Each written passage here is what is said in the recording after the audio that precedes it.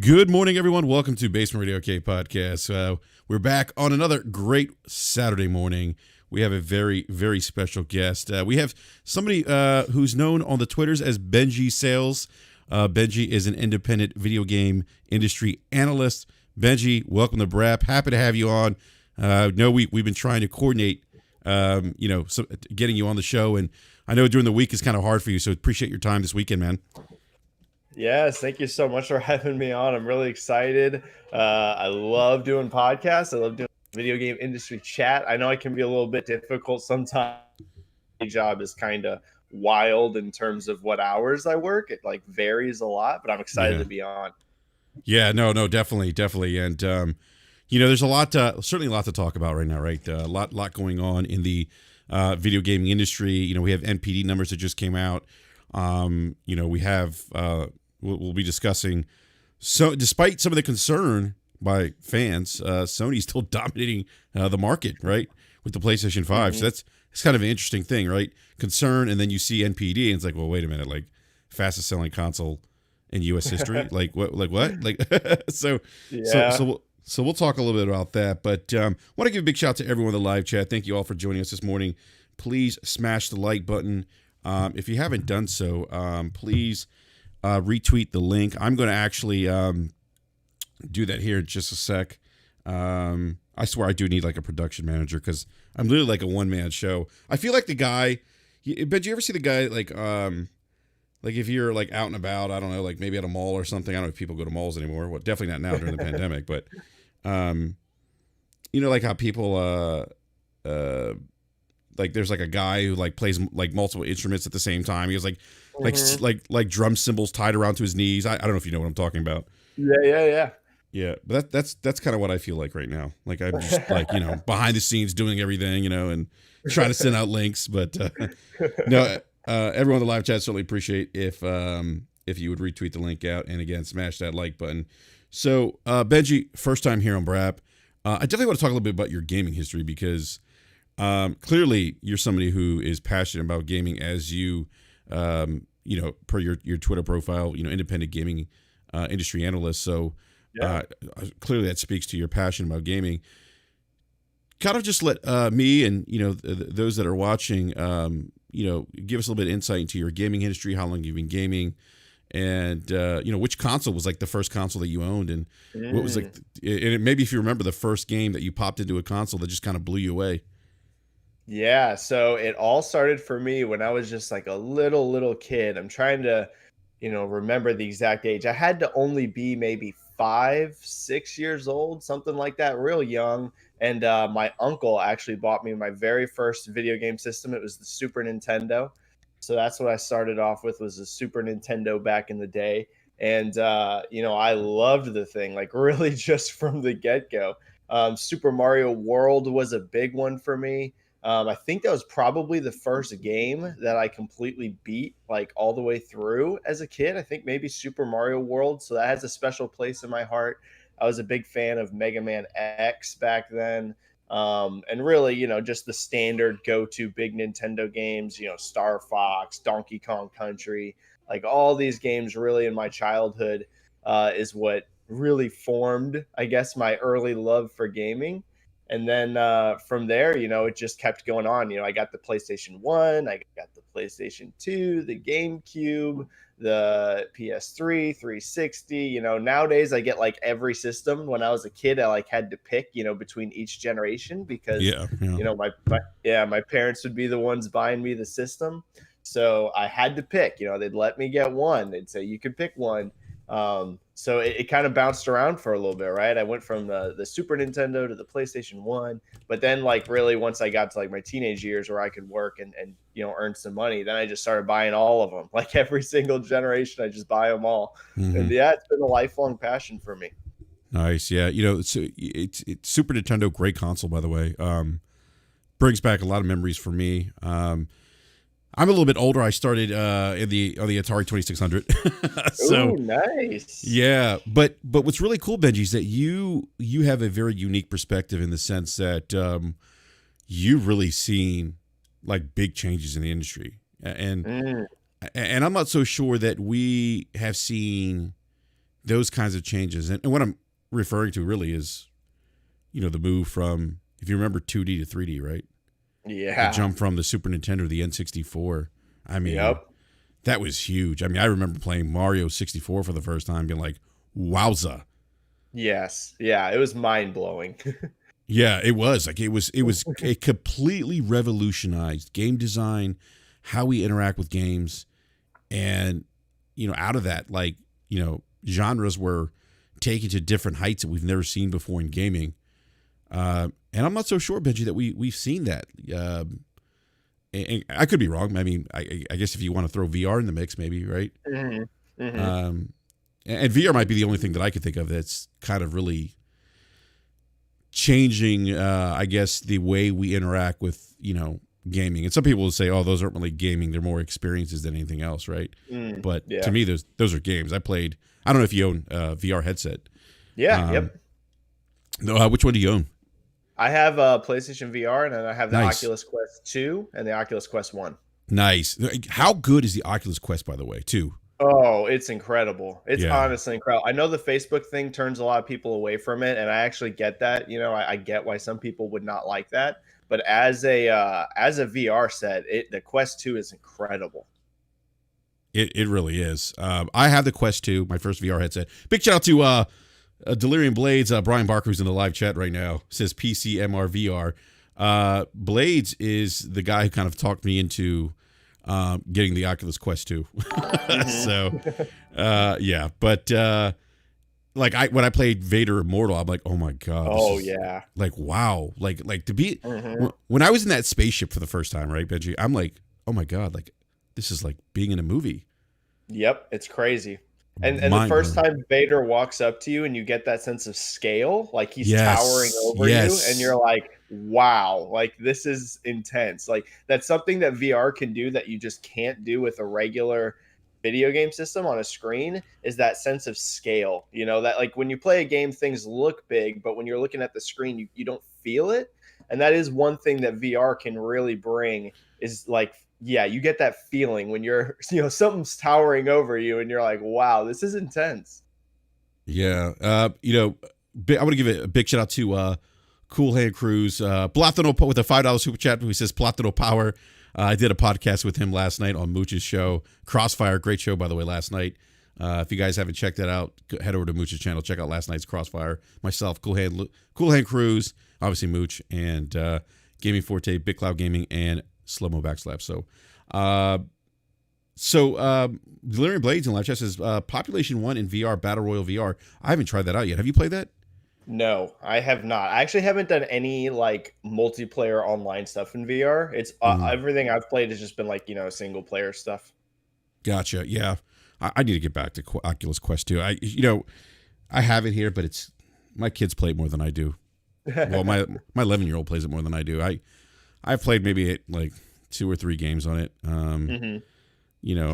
Beat Saber, which is actually really cool. Saber. Like, I love Beat Saber. I go through stretches of time where I play Beat Saber every day. It just depends. Like right now, I'm not in one of those modes, but there will be like a couple months at a time where I just dive deep. Yeah, no, I hear you, man. Like it's like one of those games just really easy to pick up and play, and you just get hooked on it. Yeah, that's like, see, Benji, that's a great thing about gaming. Like gaming is there's so much like variety, so much different, so much flavor in gaming. Oh yeah, variety of flavors, right? Where you can have something that is easy to pick up and, like Beat Saber, right? You can enjoy that, or you could pick up something like Outriders and sink, like 80 hours into it, like my man Slow Mo Backslap had. I think he's done 90 hours now. But it's wow. I love that variety about the industry. It's great. Yeah, I mean, in a lot of ways, we're like I like to think in a lot of ways we're in the golden age of gaming, and I know that for people that really grew up on maybe some of the more retro consoles and they preferred, those older games. I actually totally, I get that. What I mean is like you're saying, we're in a time where it's like you have so many options for games and they're so easy to access, whether you're downloading games, whether you're getting them free from PlayStation Plus or Epic Games Store. I mean, like when I was a kid, you had to go to the store and you picked out like, one game, and that game you had to put in your system. And, it was like, nowadays a kid growing up, you just have access to so many different ways of playing games. It's pretty wild. It is wild, man. And it's a great point. I mean, you think about like how we grew up playing, like we only had consoles and PC at the time. Yeah. Like you had the Commodore 64, you had the Amiga, and then you had like, Sega, and at that point, time Atari was pretty much done after the 2600. Yeah. That was, followed by the crash of the gaming industry. But yeah, you're right. Like that time was so different where, we only had consoles, and, gaming even then, like I know it's interesting. Well, we could talk about the $70 price point that people are upset about. And I get it. I get it. Like nobody wants to pay $10 extra. Right.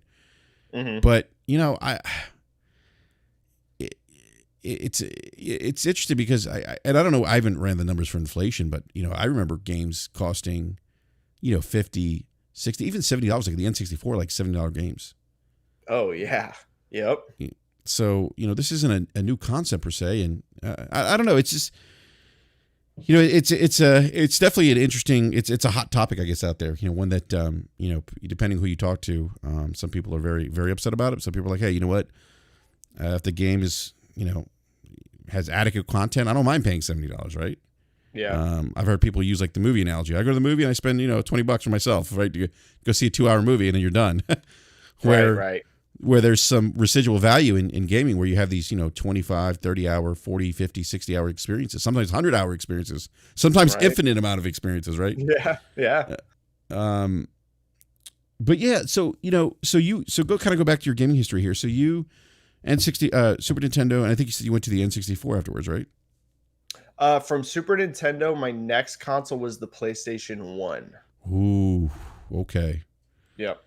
Yeah, yep. So you've seen greatness develop over the last 25 years. Yep. I played N64 a lot because I had a buddy that had an N64, but I didn't own one because, like I said, I had to pick like one console per generation.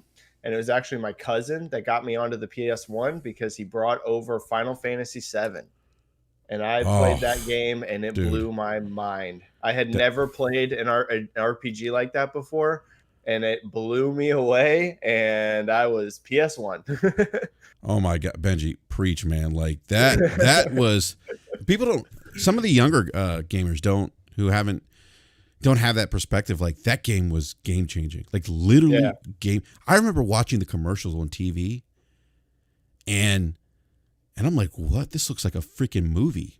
It was revolutionary. There hadn't been an RPG like that yet. I know that there was older Final Fantasy games, but yeah, like that kind of style where you had like these big cut scenes and like we hadn't had an RPG quite like that yet. It was revolutionary for its time. I know nowadays, if you go back and play the old one, it might feel really old, especially if if you are a younger person. But man, at the time, I mean, I had never seen anything like that whenever I played it. Yeah, it really was revolutionary. And, it's something that kind of Sony kind of built, and that was kind of a big coup for them because up until, the PlayStation, at the time there wasn't Square Enix, there was Squaresoft. Was it SquareSoftWorks or Squaresoft? I don't remember. Yeah, Squaresoft, I'm pretty sure, if I'm remembering right. Yeah, and then they changed to Square Enix. Yeah, so there was Square, and then there was Enix. There were two separate developers, and they were like I mean, I think they still are. I don't know how popular they are in Japan still, but at the time, I just remember there was Dragon Quest and Final Fantasy.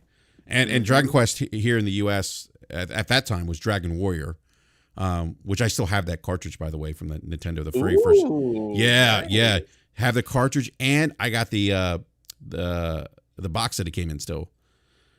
That is awesome. I bet that's worth some money. Yeah, I wonder, right? I wonder if it is worth money. But yeah, Dragon Warrior, and it's cool. So. Yeah, maybe, yeah. And the cool thing is, I actually, played Dragon Quest 11 on it's actually available on Xbox Game Pass right now. We'll talk about Game Pass in a little bit too. And it was cool to kind of see those little blue blobs, because there's some, I haven't played Dragon Quest in a long time, and I truly don't remember the last one I played. So going back and revisiting Dragon Quest 11 and hearing some of the like sounds or chimes, if you will, or kind of a nod to the original, the first, and even those little blue blobs. I forget what they're called, but if you've played the original, you probably know what I'm talking about. But you know what? Here's some blasphemy. I've never played a Dragon Quest game. Oh, you got to play them. Great. Dragon Quest right now on Xbox Game Pass. If you haven't played that, you got to play it. I have it installed. I have it installed on my Xbox, but I have not played it yet. Yeah. So PlayStation, and then so Final Fantasy VII, right? That happens. So out of that generation of PlayStation, like, what was your favorite game on the PlayStation console?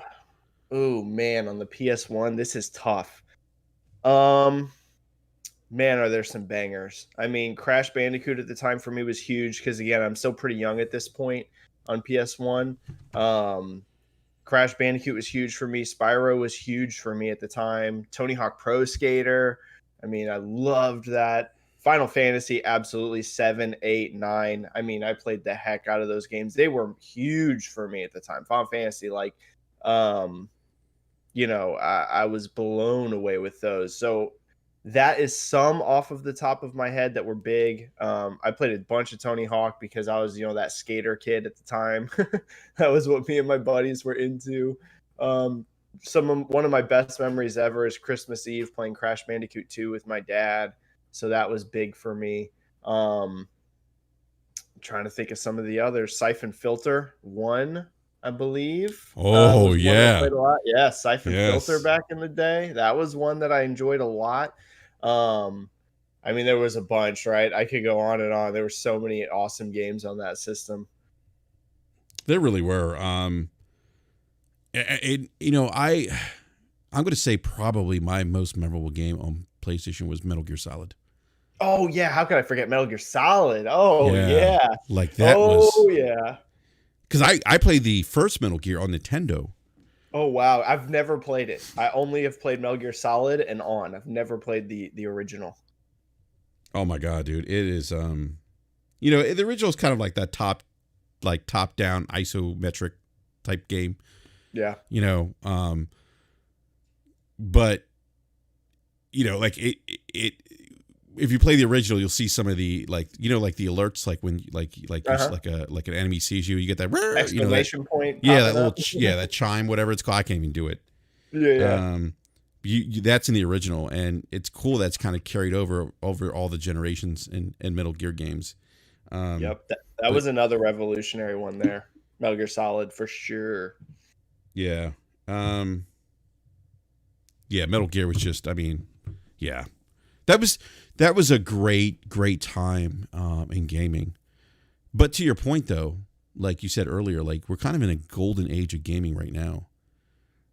Yeah, I think the changes don't feel as big, right? Like back then it felt like, people were completely changing the game, like every couple years, when the new console came out, it felt like an enormous leap. But it's like, at least in terms of just like accessing games and the amount of variety, yeah, there's just so much more now. But at the same time, we're not seeing those like huge jumps like we saw back then. Yeah, you're right. But like we're the accessibility now. Yeah, it's crazy. It's crazy. I mean, like you have people. It's interesting. You have like different types of gamers per se. Like you have people who game on mobile, right? Like, people that play Candy Crush, and you could sit there and say that's not really gaming, but it is. You got people that,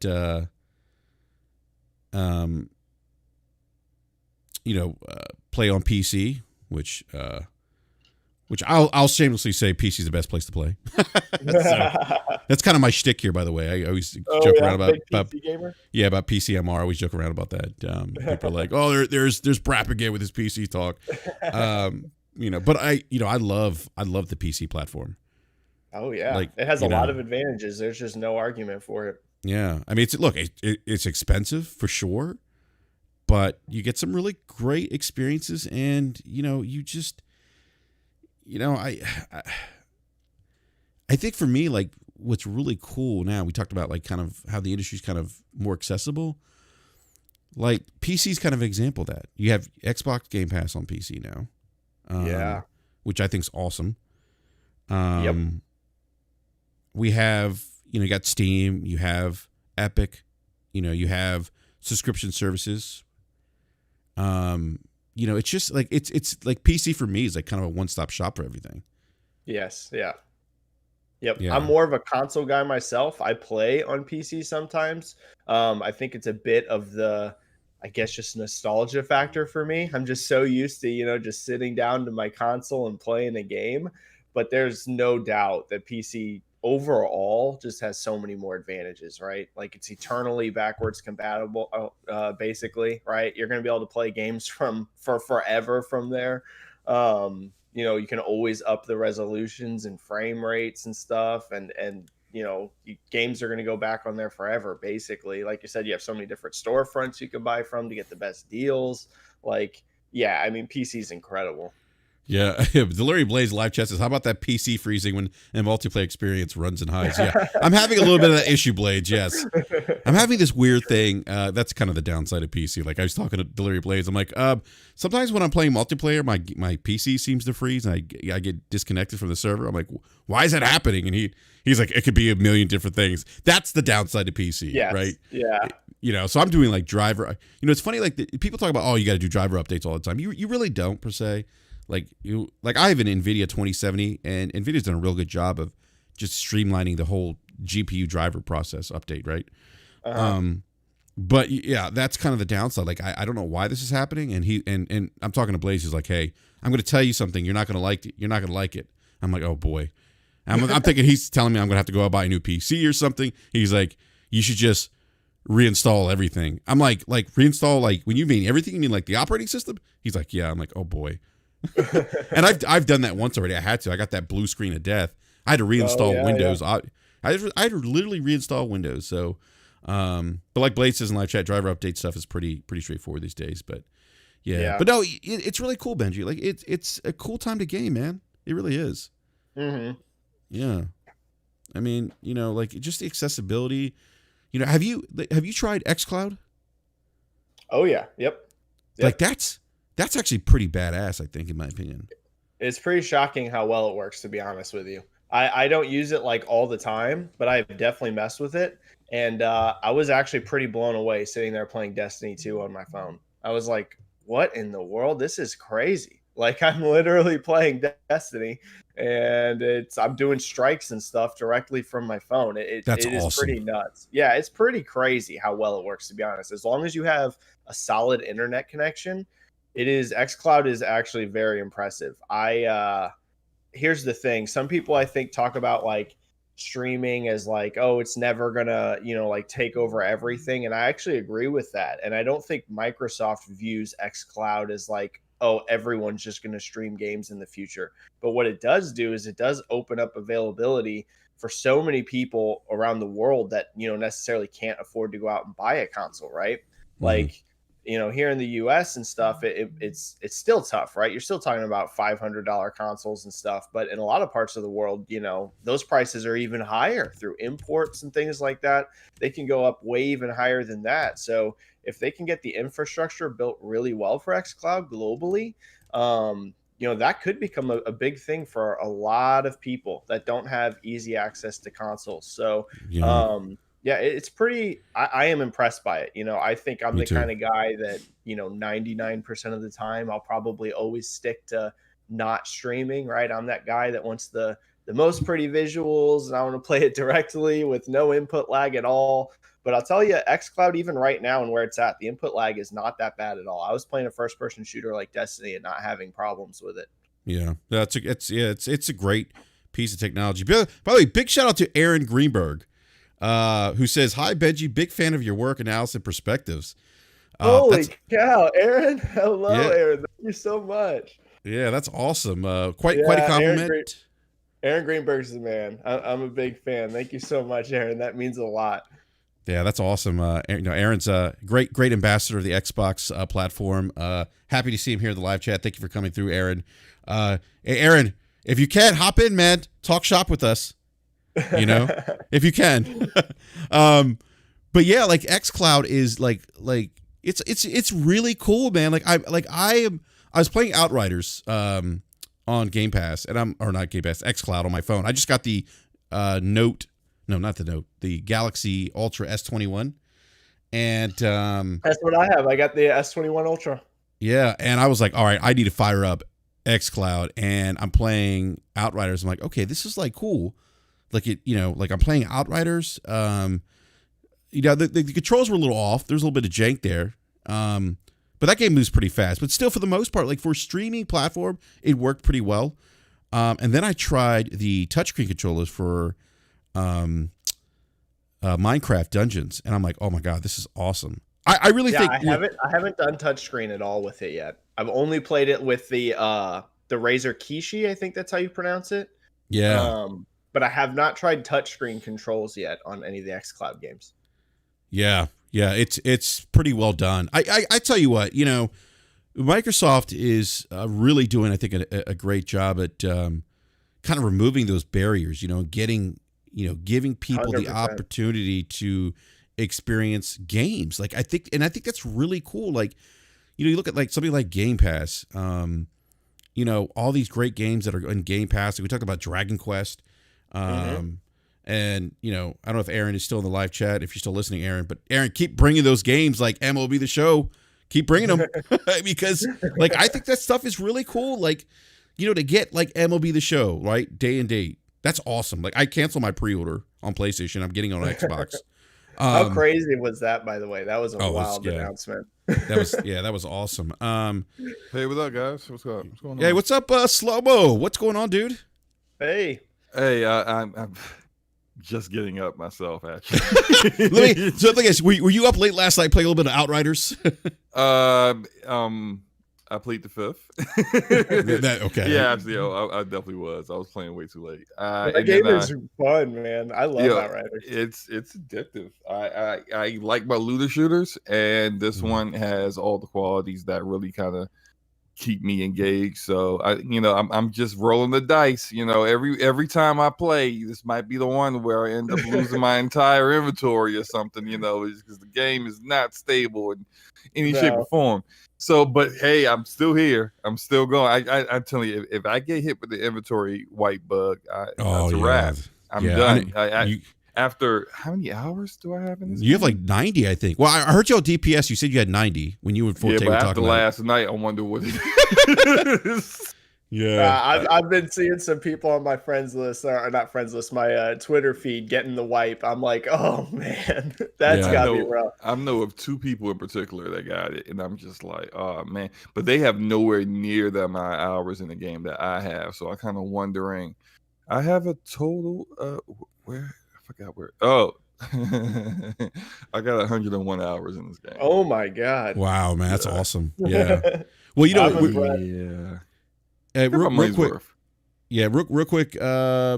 Big shout out again to Aaron Greenberg. Says happy to be here. Agree with you on XCloud, Benji. At home on your big screen, I want to play on my Xbox, but I'm not always home. So having on the go option has been unexpectedly fun way to keep playing. That's a great point, Aaron, and that's kind of what I've been experiencing with with XCloud. Like I went back to, like I was just telling Benji Slow-Mo, like I got this the new S21 Ultra, whatever it's called, and I fired up XCloud, and I was in the beta, and it worked pretty well in the beta, but now it's like I played Outriders on there. I played Minecraft Dungeons with the touchscreen controllers, and I'm like, wow, this is really cool, man. Like really cool. And I'm thinking, and I even played your favorite game, Slow-Mo, Mass Effect Andromeda on there. Oh, wow. And I'm like, dude, and I'm playing my bed. Now my wife's looking at me. She's like, oh God, are you playing video games on your bed? I said, yes, honey. I was like, you don't understand. It's Xbox. I can stream it on my phone. This is amazing. And she's just like looking at me side-eyed, right? So But but to your point, Benji, about accessibility and this kind of golden age of gaming, because I really do think it's kind of a golden age. You know, we may not be seeing these big, you know, generational like leaps like from 2D to 3D per se, but like things like Game Pass, things like XCloud. I mean, like those are things that are changing how we interact with this medium. And absolutely. And you know, the idea of gaming on the fly like that is kind of cool, I think. You know, it's you know, I'm not saying streaming is going to be the absolute future of gaming. I think it's going to be a piece of it. Yeah, piece. Yep. You know, I think people will still, you know, game on the you know, on their consoles or PC, whatever the case is. But yeah, it's really exciting, and you know, to see, like we talked about, games coming day and date on Game Pass. That's really cool. Things like Outriders and MLB The Show. And let me ask you something, Benji, because do you think that we're going to see more of that kind of in Game Pass moving forward? And when I mean that, I mean like kind of these deals with like big third-party games day and date. Absolutely. Yep. I do think so. And I think there's a couple things you can point at to believe that to be the case, right? So the one thing I kind of mentioned is, you know, first of all, why would Microsoft just randomly do 2 AAA games day one in April and then just never do it again, right?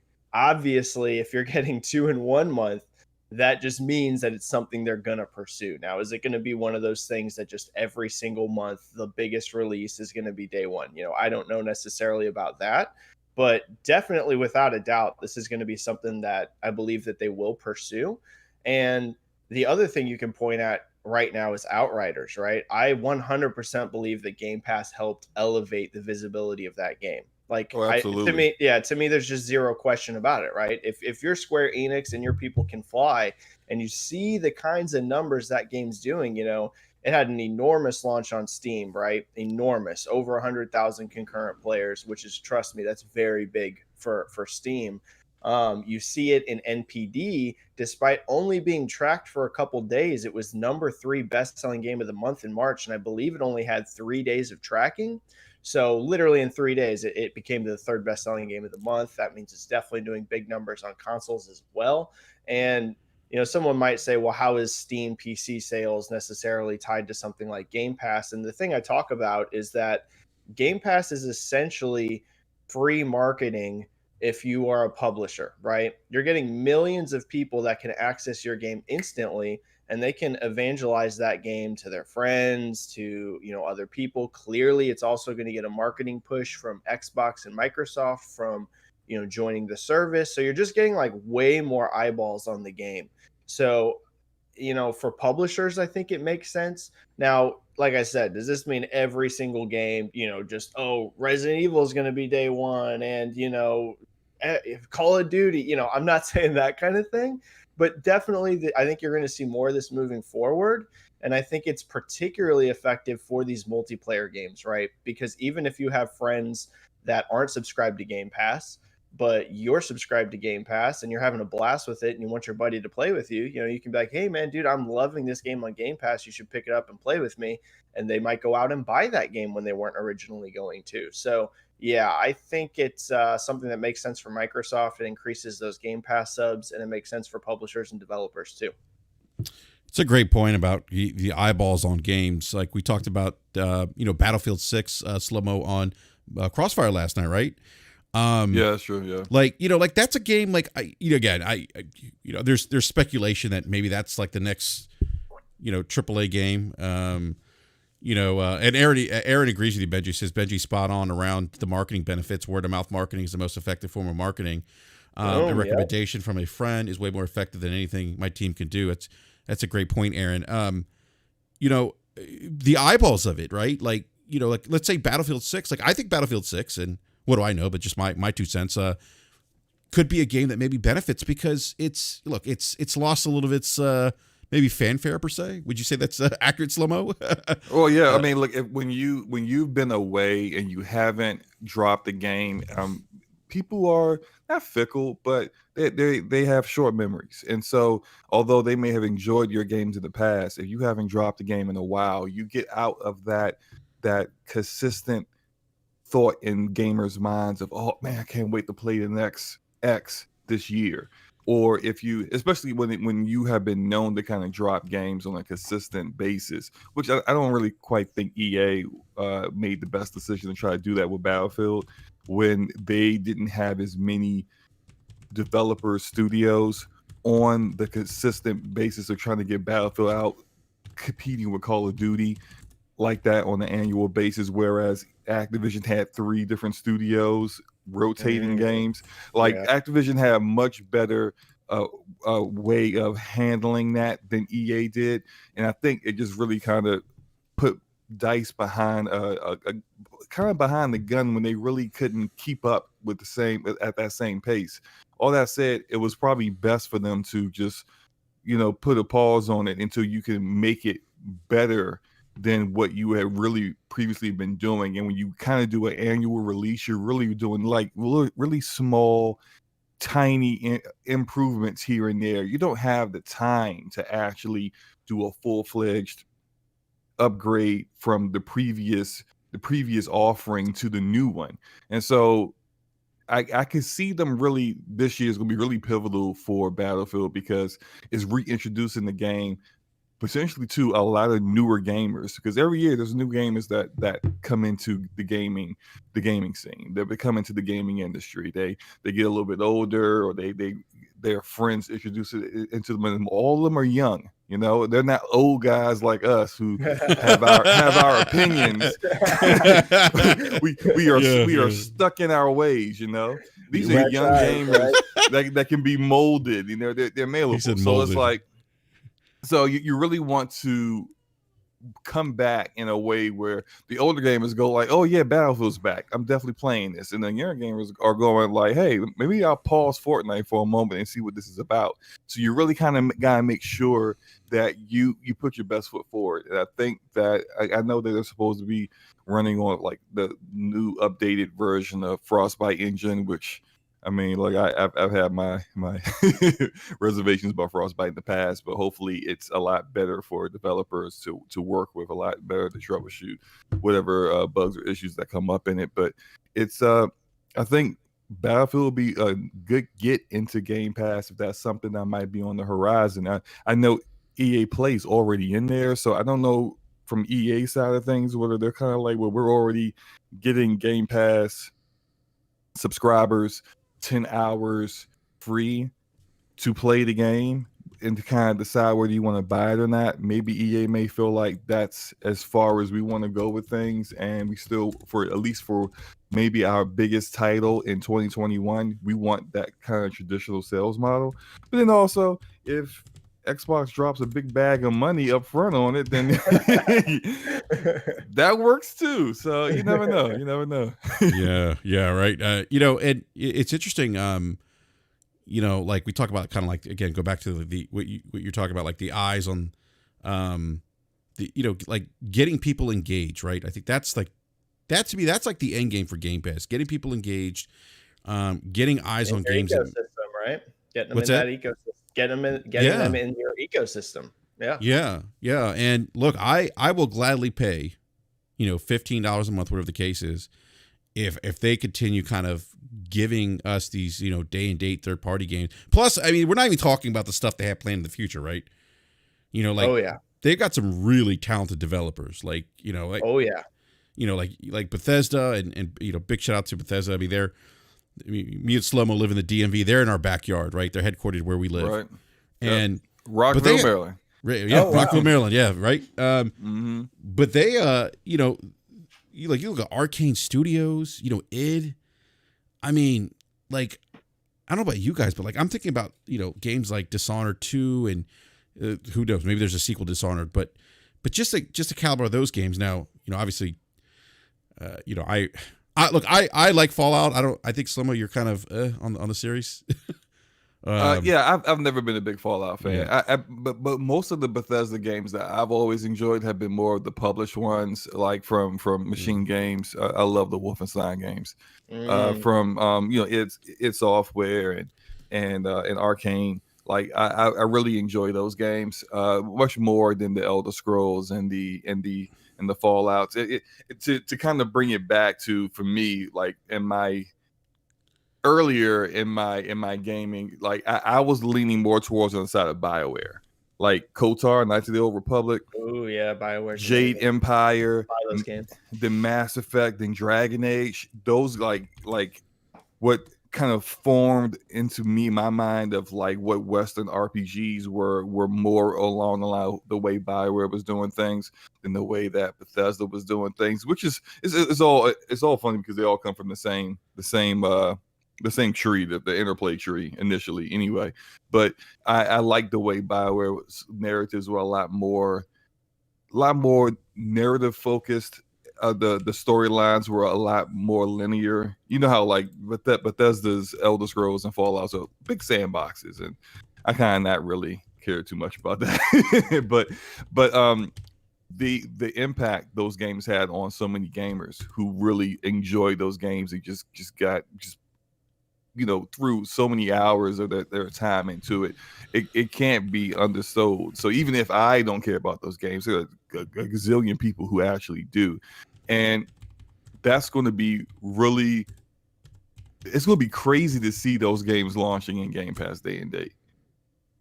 That people could just subscribe to the service, and the next Fallout, whenever it comes out, is there. The next Elder Scrolls, Starfield, whatever is there. That's gonna be pretty wild. I'm so kind of like curious to see how it all turns out in regards to where the service grows from that, because those games would be the biggest releases ever into that service. Well, maybe Halo Infinite probably this year would be the biggest release. Yeah, up to that point. Up to that point, I could see. I don't know. No, I can't say which IP is bigger, Halo or Elder Scrolls, but just it's interesting because Elder Scrolls is the best-selling RPG of all time. So it is definitely going to be interesting because Skyrim is gigantic, over 30 million units sold for Skyrim. So that is going to be wild. Whenever Elder Scrolls 6 drops into Game Pass, that is going to be wild to see, because I'll tell you what, Halo is also going to be gigantic. That is like one of those that's tough, right? Like you're saying, like which one is maybe the bigger deal, because Halo is so synonymous with Xbox. It's the franchise that really built up Xbox in a lot of ways, right? For a lot of us, I mean, me, literally the thing that got me interested in Xbox was Halo, playing Halo with my friends, that campaign. So clearly Infinite's going to be huge, but then you also look at how gigantic Skyrim is, and the next follow-up after that. I mean, it's going to be crazy. Those kinds of games are going to push some serious subscriber numbers. Yeah, right. Yeah, I would agree with that. And the other thing too is, outside of those big studios, like there's other studios are like, I don't hear, maybe people are, but I don't see it. Tim Schafer. I mean, Double Fine's there, and I'm like, they got Psychonauts 2 coming out, and I've always I like Tim Schafer's games. I think he's super creative. But they have some. I think they got a good mix of variety, like coming into Game Pass, and it's going to be really interesting to see how when these games start, like kind of like I don't want to use the word dripping, but I guess releasing kind of that drip feed of content, right? New content. Yeah. Well, I think it's more of it's almost kind of like a rock rolling downhill, like that momentum. Because in the beginning, it doesn't really like you don't have, because you acquire studios and then they got prior obligations, so that you allow those obligations to be fulfilled, but like your content that you have them working on and you are publishing, managing fully, it's still game development takes time, minimum 3 years, right? For something that's going to be substantial and solid. So it takes time to get that stuff out. But when you got 23 studios, the longer it goes, the more you're going to have more and more content coming out that's going directly into your service, that's only really exclusive into your ecosystem.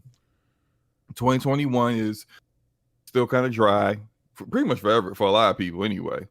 But then 2022, you get more, and then 2023, there's going to be more. That's where the service can really, really take off at that point. And I think what it's really going to come down to, people won't be able to say things like Xbox doesn't have games because they're going to have so many games. It's ridiculous. But I think it was going to really, really come down to is how well those games do and how well those games are received and how people feel about them when they come out. If they have a great reception, then you're going to see a lot of people saying, I'm going to try that out. Initially, I wasn't looking forward to X game, but now I'm going to try that out. And I don't even have to put the full price down. I can try it out through Game Pass and see if I want to keep it. And it doesn't really matter if you're on Xbox or PC or whatever, you can do that. So yeah, I think we'll see. We'll definitely see. And I think I could even see them really kind of almost having to tell developers, well, we want to drop your game in fall of 2024, but we got this game and this game coming out right around the same time. We don't want you to get swallowed up, so we're going to put you in like February 2025. Like you could have, when you got 23 studios, that wouldn't surprise me at all. Yeah. And some of those studios are multi-team, right? You have places like Arcane that are split between two teams. You have places like Playground, which now has a second team making Fable on top of Forza. So yeah, I mean, you have 23 studios, and then some of those studios have even more than one team. It's wild. It's really just a math equation, right? If you just bust out the math, once all these studios are fully up, fully running, fully executing on projects, I mean, there's just no way you don't get, multiple big games hitting every single year. It's just a math problem. Right. Yeah. So let me ask you, something, Benji. So I look at Game Pass as a disruptor in the industry. I think one thing that Game Pass, especially with MLB The Show, we talked about $70 games right earlier in the show. I think Game Pass has kind of shown how maybe that model, that traditional model, might be a little archaic per se. Where okay, I could pay $70 or I can choose to pay, I forget how much it is for a year, Slow-Mo, for Game Pass Ultimate. Is it 160, 180? I forget. It's 180 if you have Ultimate, and then it's 120 if you just have the regular Xbox Game Pass or regular PC Game Pass. Yeah. But I mean, if you're going to get into Game Pass, you might as well just go with Ultimate. If you think about it, you get XCloud, you get it seems like anything else that they're working on and adding, it seems to, well, you can get this with no additional charge if you get Ultimate. So it seems like whatever they add, new features or new services or new anything, it goes into Ultimate instead of just regular Game Pass. So you might as well just go ahead and get the Ultimate if that's the route that you're going to go. But yeah, go ahead, man. No, I agree with you 110%. So I think that's Ultimate's where it's at. That's the best, to me. That's the best value. But Benji, I look at Game Pass as a disruptor in the industry. I really do. I think it's going to really change the landscape of how we consume gaming media. What are your thoughts? Do you view that as a disruptor too? Do you think it kind of makes the traditional model of how we buy games kind of look a little archaic? So there's no doubt it's a disruptor. Zero question, right? When you look at their sub growth, it's been a very nice number, right? They're up to over 18 million as of January. Obviously, that number is probably going to be higher now, especially with games like Outriders and MLB, the show hitting. Right. And this is without, like we've been mentioning earlier, without all the studios hitting, at a rapid fire rate. So I expect that number to only continue to grow, right? So there's no doubt that you're massively disrupting already for, millions and millions of people ways of accessing games. And I think that only goes up. My thought, though, I don't necessarily know that it makes full price purchases obsolete. I'm always cautious against saying one thing is the future, because I think really the future of gaming and all of media is just, giving you lots of options on ways to access things. So if you don't want a subscription, then you're going to buy that game. Some people still don't like to buy digital, even though digital is really growing. Some people still really value that physical disc. They like, that feeling of having a library on their shelves. That tactile feeling.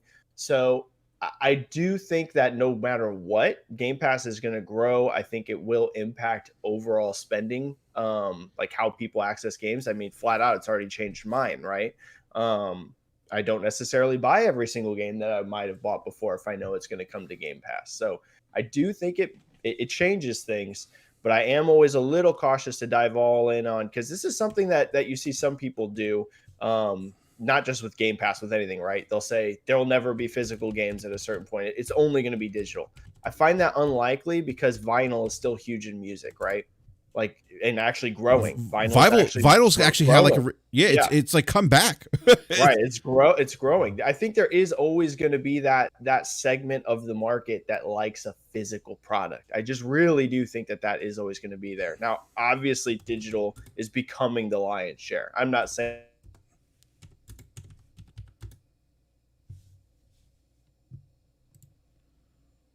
Oh, we lose Benji?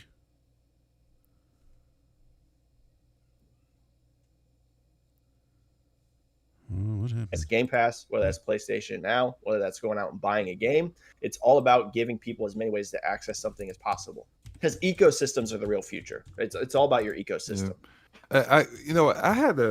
I got a question for you, Benji, because this is something that I've been kind of thinking about. Because I've been kind of following this small developer called Ocean Drive Games. Their game was at the Idea Xbox showcase a few weeks ago.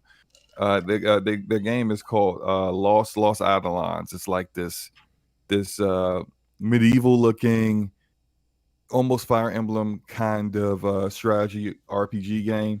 And I was watching. I was kind of conversing with one of their community managers that was talking about how there was a question that someone had asked them, and I in a Discord, and they were asking whether the game was going to be in Game Pass, and their response was, "We would love for it to be in Game Pass." I mean, it seems to me like I thought for a moment, I was like, "Wow!" I mean, they're trying to grow Game Pass. This would be the kind of game that people would really like flock to because it's unique, it's different. You don't really see this kind of game on consoles, and if it's in Game Pass, people could try it for the usual cost they get for the service. But then it almost seemed like, by the way that they said it, that they didn't like it was in consideration, but not on their part, but on Microsoft's part. So I kind of wonder if they have kind of moved from the phase of they're trying to just convince developers to get into Game Pass until the point where smaller developers want to get into Game Pass as quickly as possible because they see the benefits of it for them, instead of just being on the Microsoft store with a gazillion games. You're in a service where more eyes will be on your game because there's only like 300 games in that service, so it gets more looks on when people go on to their Xbox or PC, whatever, and they're trying to find something to play.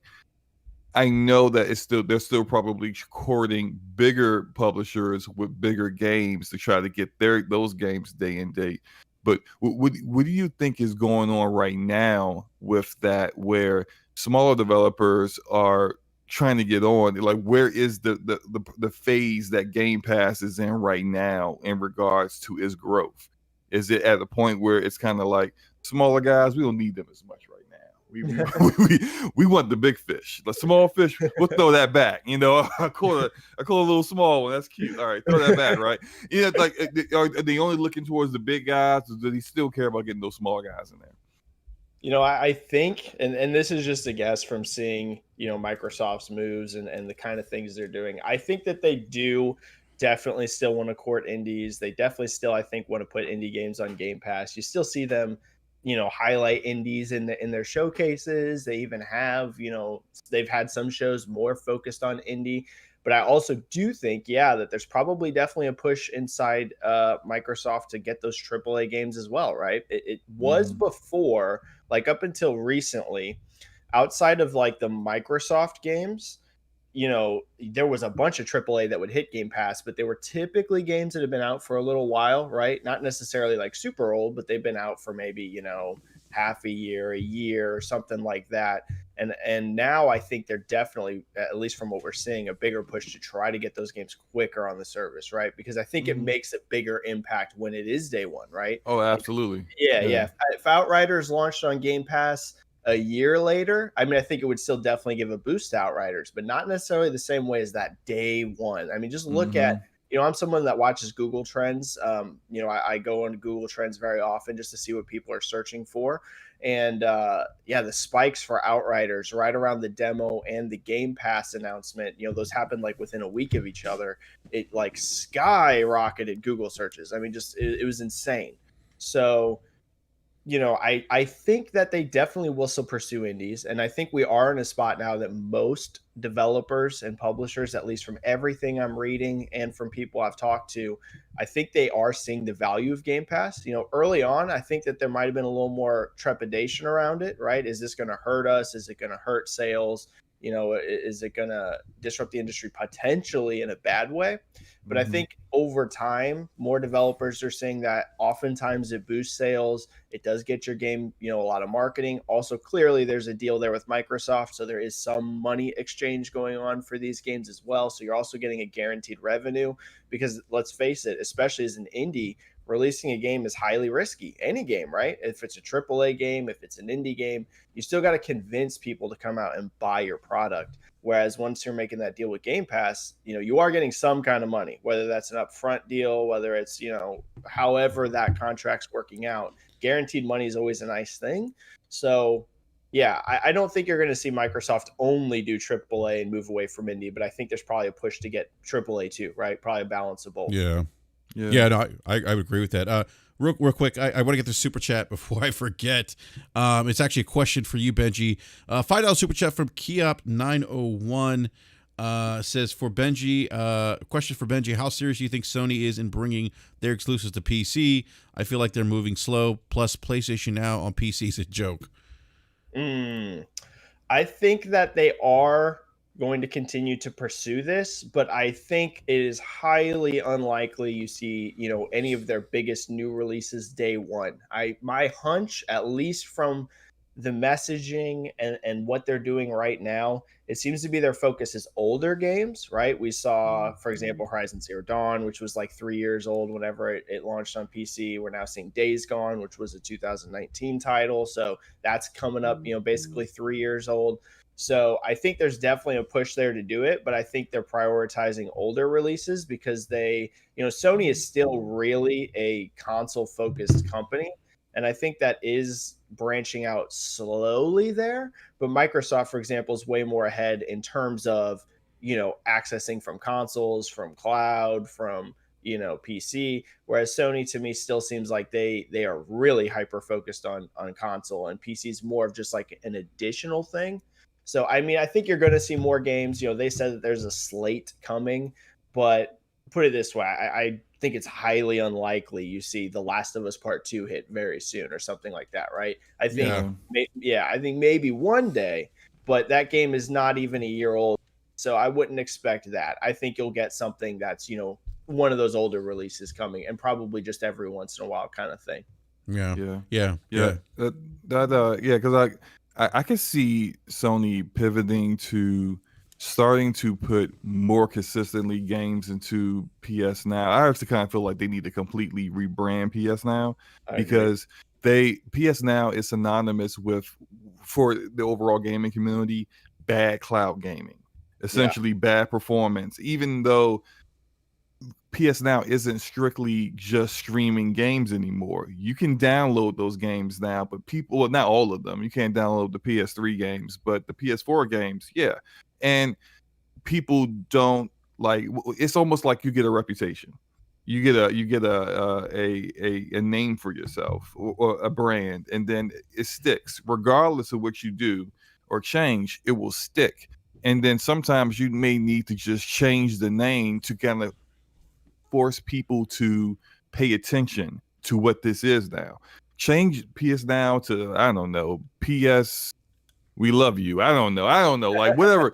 Change it to something else.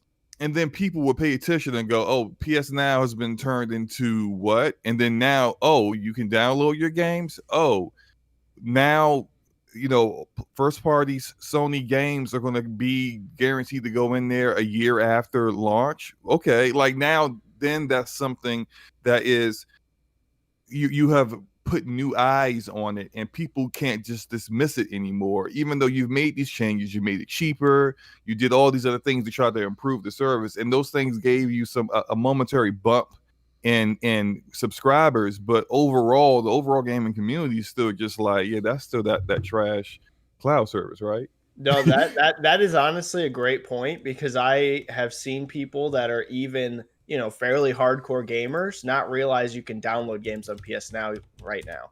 I mean, I've seen that. There's a lot of people that, like you said, still think it is only streaming. So that's a fair point. Rebrand might actually be pretty smart. Yeah. I kind of agree with that too. Some interesting points in the live chat here from Aaron Greenberg. Aaron said, I think a lot of people like to make comparisons to us and Sony. We'll have some different approaches to gaming, devices, fans, etc. Both companies finding success and don't expect that to change. I think that's a great point. I think that probably speaks to how big the pie is, right? Like, big, yeah. Gaming's so big that you could kind of look at Nintendo. Nintendo they don't have a Game Pass equivalent. They don't have a PlayStation Now equivalent. Yeah. They don't have insane. they don't have a robust, online, online, infrastructure like Xbox Live or PlayStation Plus. They have something, but it's not as robust. But look at them. I mean, they're crushing it with the Switch. Yeah. But I think to Aaron's point, the pie's so big. Like, I'll never forget when Slow-Mo shared that graph. Remember that graph, Slow-Mo, with mobile, PC, VR. Yeah, man, it's very illuminating to see where the money goes, where the revenue goes in the pie, and I think it was eye opening for a lot of strictly console gamers when they realized, oh, PC gaming generates more revenue than console gaming. Mobile gaming generates more revenue than both PC and console gaming combined. Like, that's when I think it kind of opened people's mind to the fact that this is why you see Sony putting their games on PC. This is why you see these publishers always pushing mobile gaming. And I know a lot of gamers be like, ew, mobile gaming. Those guys aren't real gamers. But it's just like, that's a lot of money you leaving out on the table. So they're going to push in other areas to generate more money, because I mean it's there for the taking. It's the opportunity. This is why we have a Gears Pop. And I remember the reaction when Gears Pop was shown. People was like, what? Gears Pop?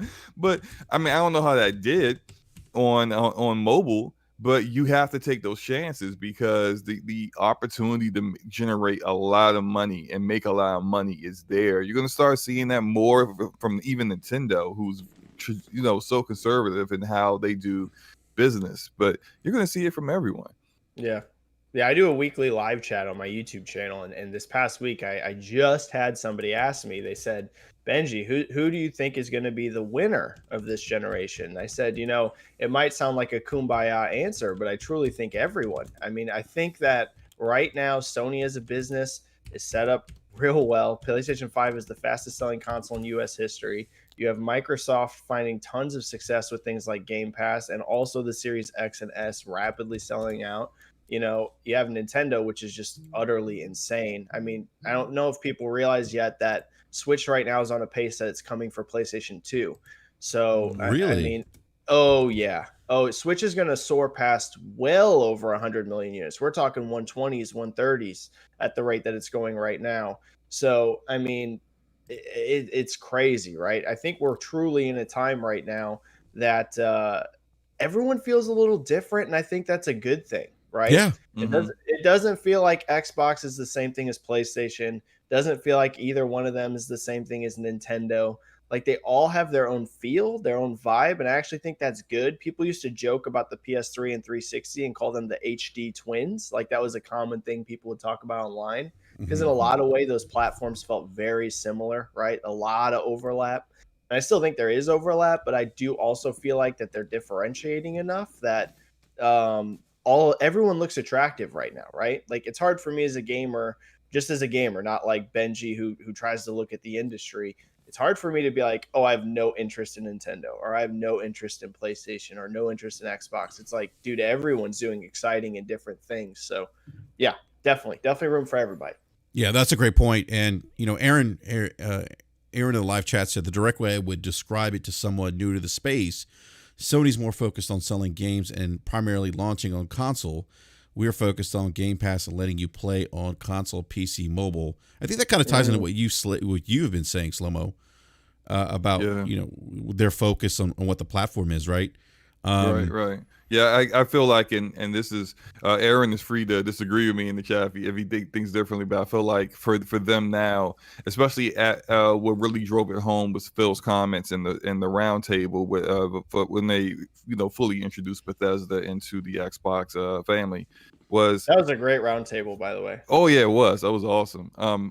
When he was talking about where Bethesda's games were going, and essentially to narrow it all down, those games are going wherever Game Pass is. And so it really kind of hit home to me, and I said it online and some people got upset with me, but I feel like Game Pass is the platform for Xbox now, not the console. It's Game Pass. That is the root, the foundation of everything.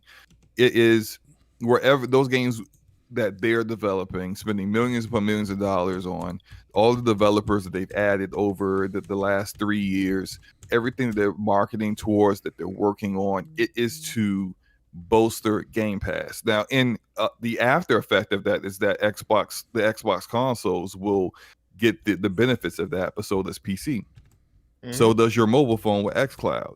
And if, say, someday Nintendo wants a Game Pass on the Switch, so would the Switch get that? So it's just like Game Pass is the focal point. It's the most important thing to them, and everything that they do going forward is going to be promoting that service and making it grow and become more of a monster that it even already is now. And so I think just that's where they're more focused on. It's not saying that they don't think the Xbox is important. Clearly they do. They spent all these time and R&D development years working with AMD to get all the features of RDNA 2, all that stuff that they did to make sure that the Xbox Series X was a powerful console at launch. All that stuff shows that they still find it important, but in level of importance, I think at the top of everything is Game Pass for them. Yeah, and actually, I think Aaron actually agrees with you, Slow-Mo. He says agree at Slow-Mo backslap, and that was a point Phil was focused on. We were making these games exclusively for Game Pass members, Xbox ecosystem. Yeah, I mean, right. That's spot on. Yeah, it's really, as a gamer, I've been gaming for a long time. I was also an Xbox Live beta tester, for those who didn't know. Oh no, we heard this. We only hear it like once a day. Yes, maybe twice. No, Xbox Live beta tester. But no, it's interesting. Like we grew up differently, like where games were confined, and now it's like gaming like other forms of media, which I think is really cool. Like we talk about Netflix and other things. Like Disney Plus. You can get those. You can play Disney Plus on your phone, Netflix on your phone. You can play it on your TV. It's just like to have that accessibility content. We've never had that in gaming per se. Like you've been confined to a space, unless you game on mobile. I mean, it's a different beast. But console gaming, at least, it's kind of been in this space where you're confined to just sitting on the couch in front of your TV, and that's not the case anymore.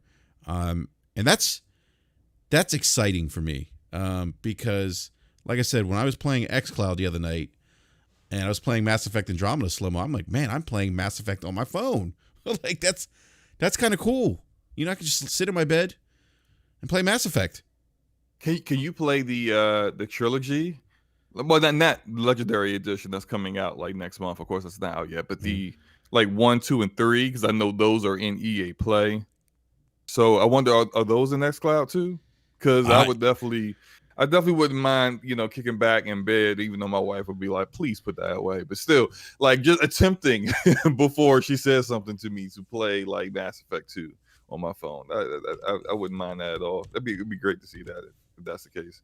Yeah, Andromeda plays well, man, on XCloud, man. You keep driving that Andromeda. I can't. Oh, let me not. Look.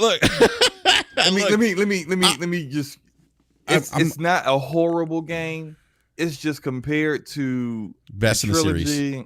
I'm I'm joking. You know I don't believe that. Oh man, the disappointments, man, they hurt so hard. Hopefully the next one is the new Mass Effect they're working on is going to be everything we hope it to be. That where Mass Effect once was. Shoot, I can't wait for this trilogy. Actually, the Legendary Edition is going to be great.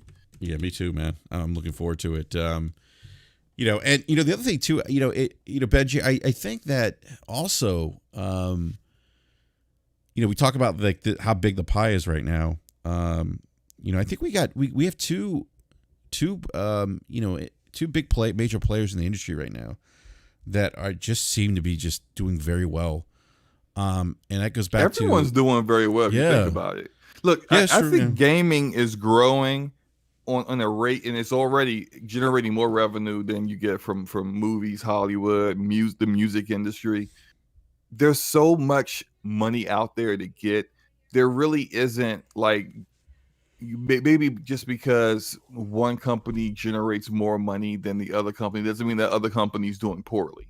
It may be getting beaten by this other company, but they can still be profitable. Like Nintendo doesn't generate as much revenue as Sony does on an annual basis, but I don't think Nintendo's complaining about like where their profit margins are. Oh no. Yeah, and they're very well, like it's this whole fanboy mentality where it's like if your company isn't doing business the way that I like to see them do business, or I like my personal, rah cheerleading company I cheerlead for does business, then it's wrong. And that's not necessarily how things have to work. Everyone can have different philosophies and still be successful, still make money. Like Sony doesn't have to do. I was like, we were on Crossfire last night talking about this. Like, Sony doesn't have to do what Microsoft is doing to make money. Now they may need to look at what they're doing and go, hey, some of that stuff might actually work for us, and take what can work for what you're doing and incorporate it into what your strategy is long term going forward. But no one has to do what everyone else is doing. If you have the resources, and clearly Microsoft has other resources that Sony doesn't and Nintendo definitely doesn't, leverage that stuff to make it work for you. Your ecosystem can be different and still be successful. You don't have to do what Sony does. Sony doesn't have to do what you do. Just as long as you're not doing what Google did, you should be fine. Just as long as you're not Google Stadia, you should be all good. Yeah, you know what? By the way, Aaron Greenberg agrees with you again, Slow-Mo. You're on a roll here, Slow-Mo. Hey, well, I usually am. Let me stop. This is why, Aaron. This is why we have Slow-Mo as part of the BRAP panel, because he is very super insightful with things gaming related. Stop. Where is Forte, by the way? Forte should be here as well. I think Forte's working. He's probably working right now. I'm surprised he hasn't like hopped in the Discord and like he jumped back into the GameStop like break room somewhere behind a stack of boxes. Yeah. Hey guys, Hey, I just want to comment real quick. Yeah. But no, Aaron agrees with you. He says gaming is having its moment right now. We are seeing a third generation growing up with gaming as a favorite form of entertainment. Gaming is bigger and still growing. And to that point, Aaron, I have 4 kids, and my kids, the way they game or their first, introduction to gaming is much different than mine. Whereas I played on a console first, on the Atari 2600. My kids' first experience on like gaming related was on a tablet device. Yeah, same for my daughter. And playing games on the fly, right, with the tablet, because you can take it wherever you go. You can download games. My son's playing Nintendo Switch Lite right now. My other son, we have a Nintendo Switch here. They saw me playing XCloud the other day, and they're like, "Oh, you're playing Minecraft Dungeons on your phone?" They're like, and my 11-year-old's got a phone. He's like, "How do I get that?" I'm like, "You're not going to get XCloud on the phone yet there, buddy. Not just yet." But I think what's happening is that growth that Aaron's talking about, you have this growth because that barrier has been removed where you don't have to spend $400 or $500 to play gaming. You have a phone, you have a tablet, you've got a computer in your house. Heck, there's even games on Comcast Xfinity where kids can like play games, Um, And one it's side effect we're seeing from the pandemic is it has turned yeah, people into gamers that never have been before. that's a great point. Yeah, It absolutely has. There's no debate on it. Like yeah, there's just no debate. The pandemic 100% helped fuel the gaming industry. It's that's it's a great point. horrible that this has happened. I'm not sitting here saying, "Oh, great." We're so glad there was a pandemic. But what I am saying is one side effect of that pandemic is it has brought people into gaming that traditionally are not gamers because so many of them were confined to houses. They weren't going out with Hmm. friends, they weren't going to parks, they weren't going to the movie theater, they weren't going to family gatherings. You need something in a dark time to help provide the entertainment, to connect with people online whenever you can't necessarily connect in person. And particularly around console sales have went nuclear since the pandemic started. And Yeah. that's gone into games and stuff as well. So yeah, that's Yep. another side effect too. We've had like Aaron saying, a whole new generation coming up, and then also this past year has really fueled it as well. Yeah, and I think that new generation too. I guess my point was the expectation or how they interact with the gaming medium is kind of like what I think Aaron's kind of describing. Making gaming accessible in an ecosystem, because that's how this generation of gamers is growing up. Everything about them is tied to some kind of ecosystem, right? Whether it's music, movies, Netflix, and now it's gaming.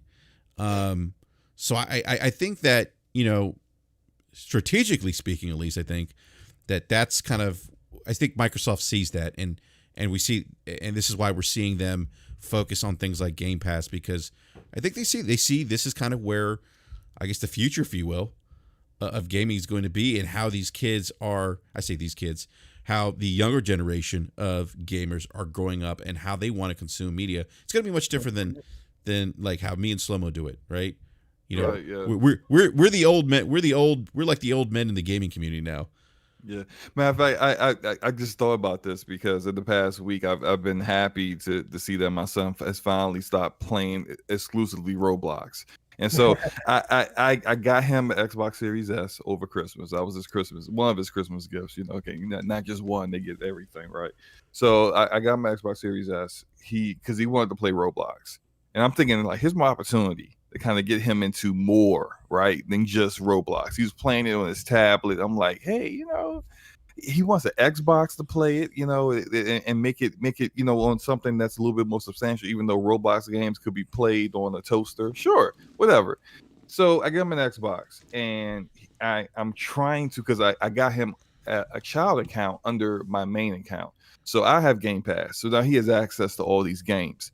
So I'm like, look, here even better. I can kind of get him introduced into gaming without actually having to spend any additional money on it. He tried out Forza Horizon 4, liked it, but dropped it after 2 weeks. I'm like, man, okay. He tried out Descenders, which is like the bicycle game, like the BMX game that we just kind of just going downhill the whole time. It's a pretty decent indie game.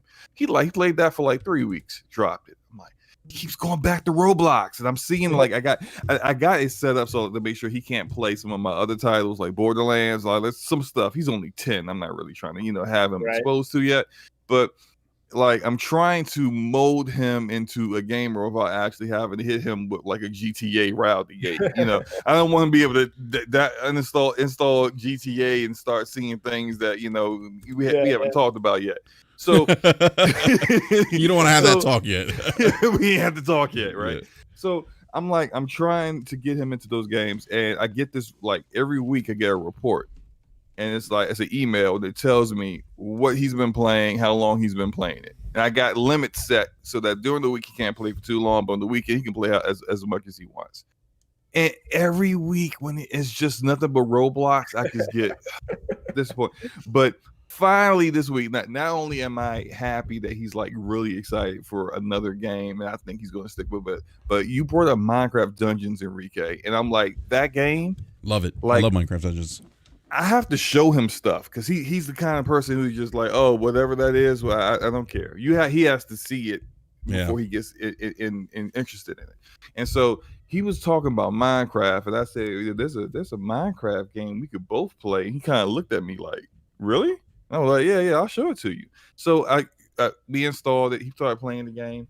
Now what we're going to do is that I think it has crossplay, and I have it on my PC. We're going to play it together. And for me, this is like such a great moment, an accomplishment. I get to play a game with my son, which is like different now because he's always been like so adverse to gaming up until maybe a year ago.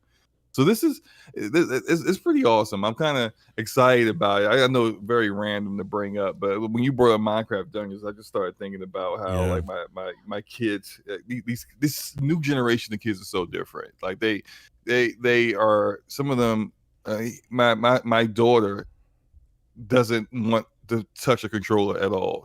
She's 5, but still, she looks at controllers and she just looks at it like it's some weird contraption. But does she want to like just play point, a game point and click on mobile with touchscreens. Yeah, she's good. She's good to go. And it's just like that's foreign to me. I can't imagine playing any game with touchscreens. Yeah, but right. for her, it's just like she jumps right on it. It's just so that, like, the generations, they change, they move so quickly, and I think for all of these companies in the future, they're going to have to start pivoting how they do their content and what they value more, because it will be about trying to appeal to a generation of gamers that it's what they like and how they like to play games is so foreign to us.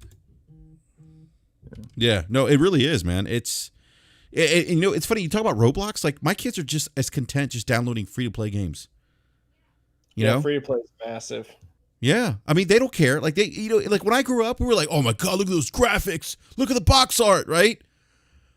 My kid's on the Switch Lite. He's like, Dad, this game's free. I'm going to download it. Dad, this game's free. I'm going to down. And I'm like, and they are content just doing that, free to play. It's all they care about. Look at Halo Infinite's multiplayer. Yeah, free to play. Yep. All right. I mean, cool! It does have crossplay. So yeah, I already got it installed on my PC. Maybe me and him will do some today. I need to figure out how far he's gone. I kind of helped him, like guided him through a couple levels, and then I let him be. But yeah, it'd be great to play with him. Yeah. No, it would be. Speaking of, my kids are yelling in the background.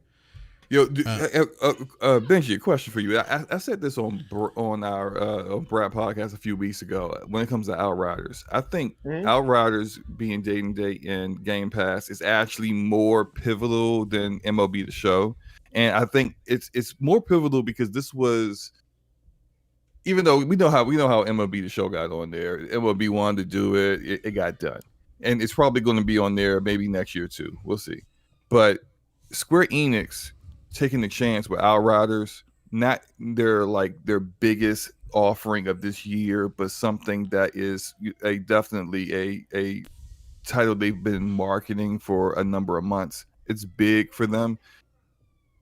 I said a few weeks ago that the success of Outriders on Game Pass is going to be really pivotal, because then when you're the first big publisher to do that, everyone else may have thought about doing it with their games before, but they said they don't want to take that chance. They won't wait for somebody else to do it. Almost kind of like how some people are like, that new vaccine, you know what? I'm gonna let other people be the guinea pig before I take it. Did you grow a third arm? No? Good. Okay, I'll take it now. Kind of like that. Like, people are kind of like, well, I don't know if I want to put my game in here yet. But then they see what happens with Outriders and how it's like number 3 on sales wise, number 3 on Xbox, sales wise, number 3 on PlayStation, number 1 on Steam, and they go, oh, well, maybe we could do that with maybe not our biggest game of the year, but like that other game, kind of like the level of maybe say Ubisoft with Phoenix Rising, which was a game I kind of feel like Ubisoft was probably one of Ubisoft's best games in the past 2 years, but they didn't seem to market it like that.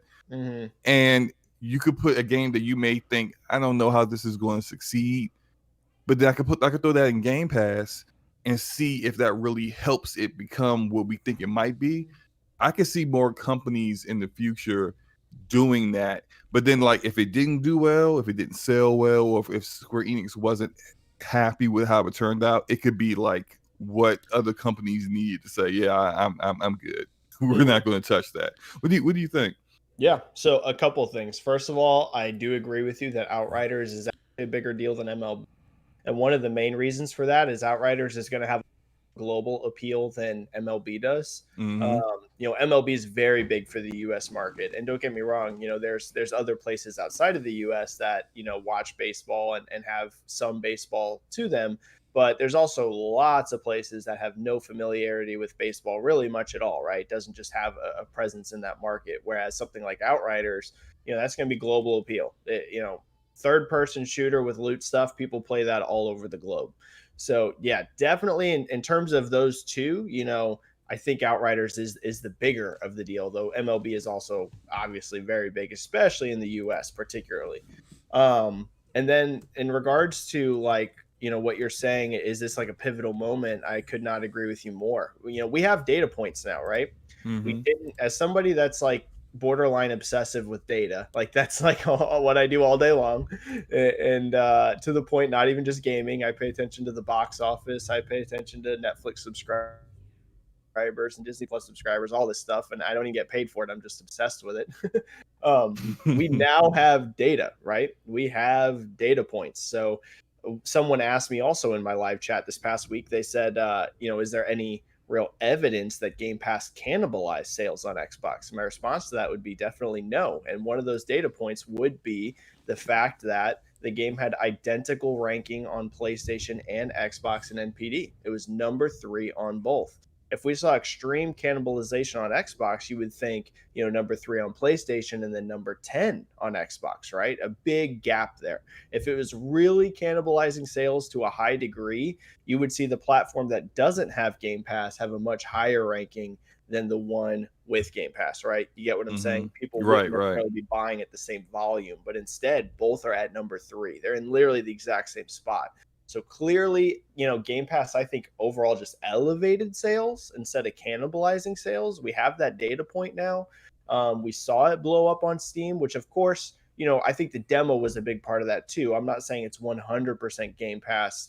I think a lot of people played that demo and actually liked it a lot more than they thought they were going to like Outriders. Oh, absolutely. Wasn't the average time in the demo high, like 4 hours or something like that? It was high. It was very for a 3-hour demo. The average time is 4 hours. That's taking into account the people who loaded it up, didn't like maybe a janky cutscene or two, and then just uninstalled it, turned it off after 5 minutes, and then there are the people who were like grinding it, like Paul Tassi from Forbes for like 30 hours. So I think I was probably somewhere in like the 5-hour range, because I'm like 101 hours in it the actual game right now. So of course I'm enjoying it.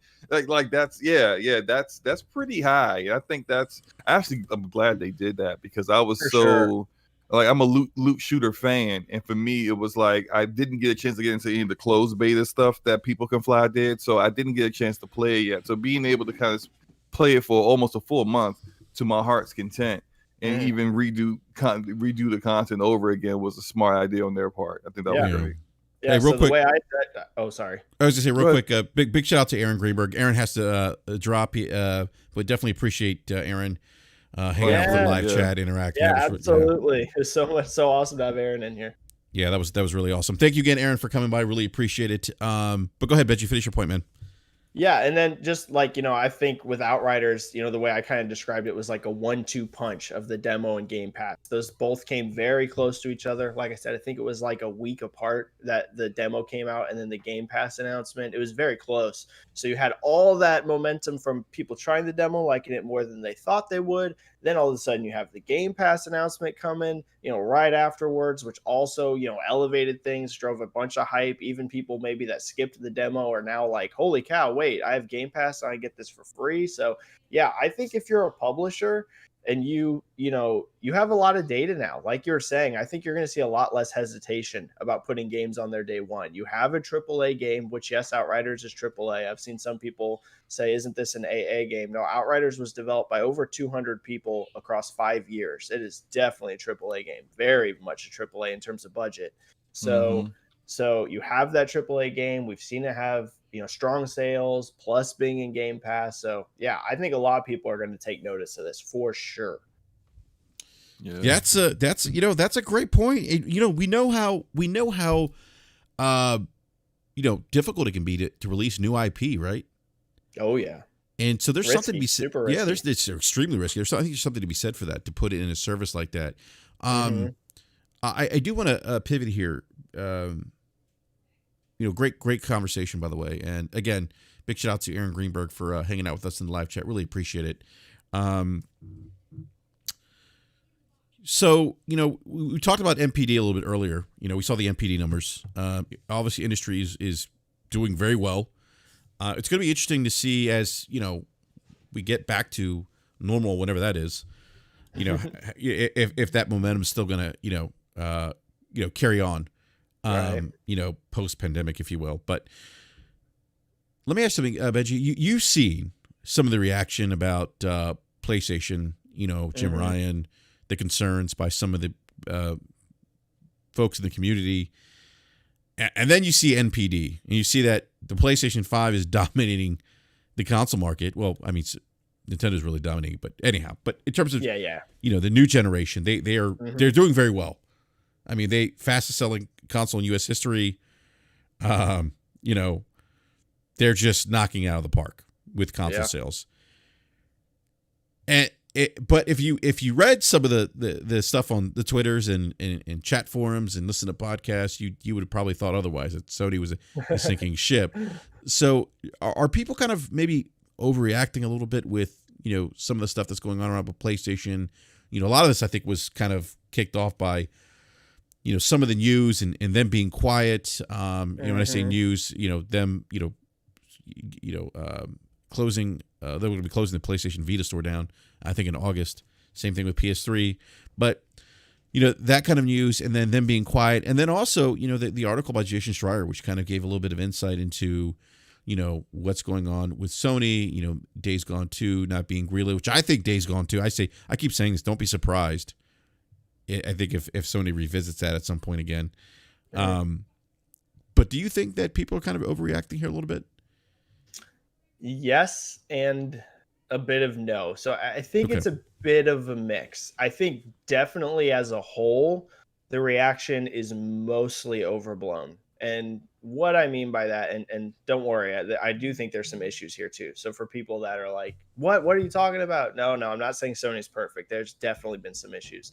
But I think the overall vibe mostly was overblown. So you're seeing people, some people kind of declare the end of PlayStation. They're doomed. They've lost their identity, things like this. Really don't think that's the case. And I think if you went to your average gamer, someone that doesn't post on Twitter or on forums, they would literally have no idea about any of this, right? They would literally they would not be aware any of this exists.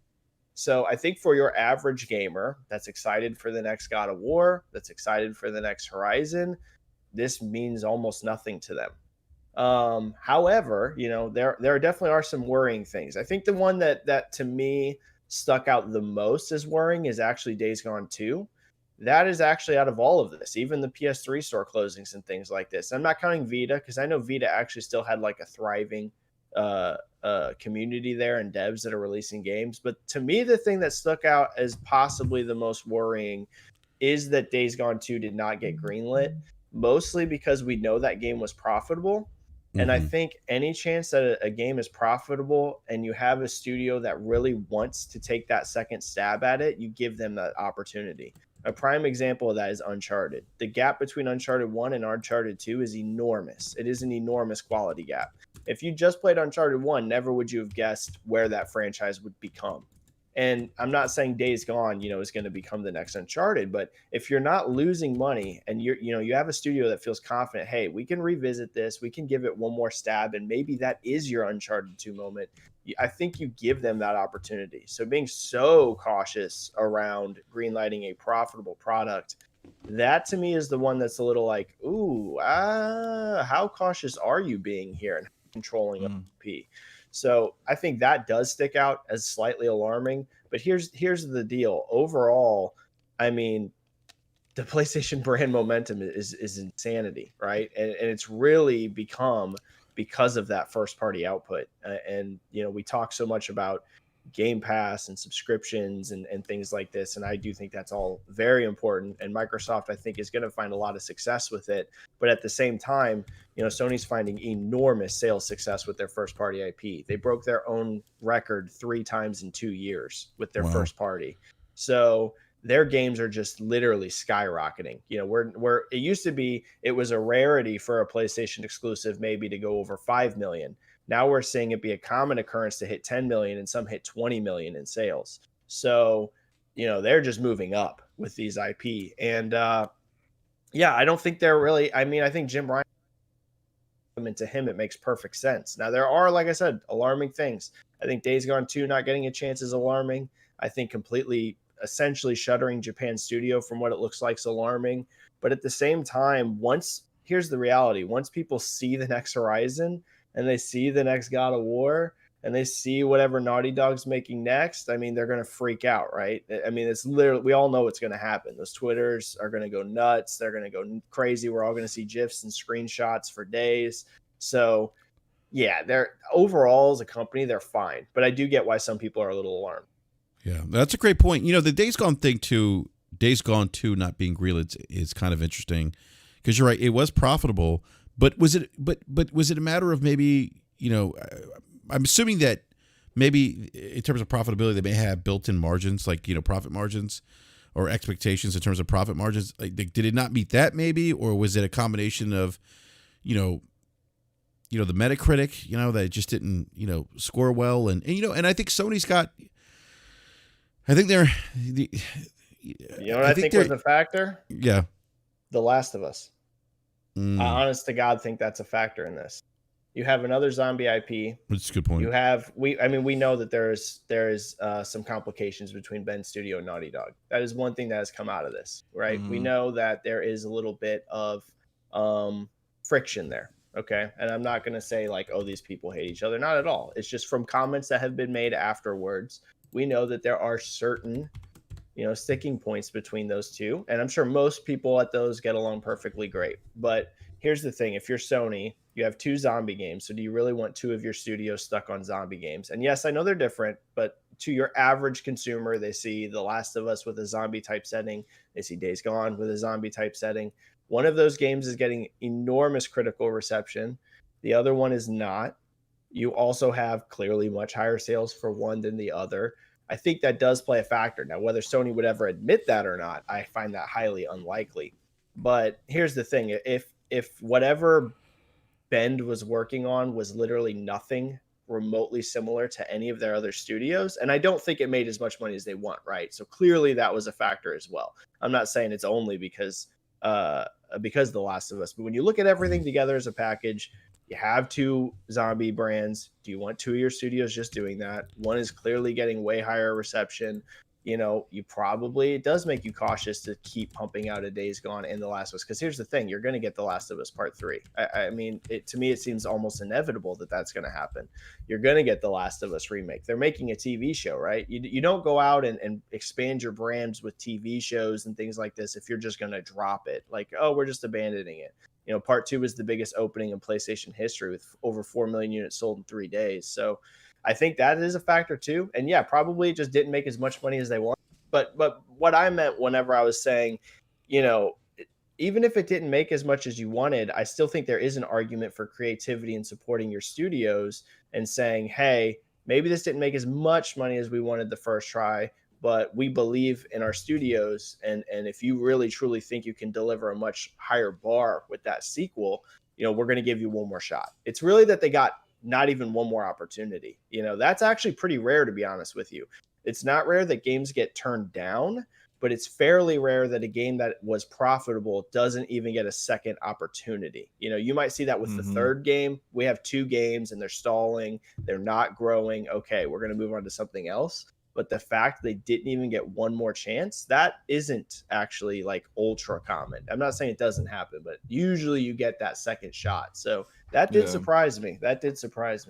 Yeah, I've said this before. And I kind of feel it's relevant. This isn't I know some people have taken their reactions to like the Jason Schreier article and this talk and the interviews that David Jaffe has done with some of the leads from Sony Ben, have people getting into this mode of like, well, Sony's content is still going to come out. It's still going to be the usual quality, yada, yada, yada. I think this more leans towards getting a understanding of what to expect from them in first party, strictly first party, because they still support indies. Like the last State of Play was almost all indie games. So they still support indies, but more from a first party standpoint, that smaller games. And they said this years ago, and I think people kind of just dismissed it or as just marketing speak or whatever. But it seems to be, no, they were keeping it real. This is what they're doing. You know, they care more about first party, bigger blockbuster games than the smaller games. Which me being someone who enjoys indie games, enjoys smaller games because they're more unique. They're more they try to innovate in different ways more than what the big tentpole titles would do. Kind of disappointed. It doesn't mean that we're not going to see games like Returnal within the next like 2 or 3 years, because those games were greenlit and began into development before this shift in philosophy, or this slight shift in philosophy. But if you think back to, say, Naughty Dog when they first did Uncharted 1, that's essentially kind of like, I mean, because I think Uncharted 1 is the worst Uncharted game in the series. Yeah, for sure. And Uncharted 2 is the best. And Uncharted 2 is the best game in the series. And it's like, imagine if Naughty Dog didn't get the opportunity to do Uncharted 2 because Uncharted 1 was like, it may have been profitable, but it wasn't that great a game. And it didn't have the highest Metacritic score. It wasn't a huge hit, right? Right. Like you said, it's probably successful, but it wasn't like, it's not like what we saw with Uncharted 2 and 3. Yeah. And I like Gravity Rush. And Gravity Rush there's probably not going to be a Gravity Rush 3. Really good game, by the way.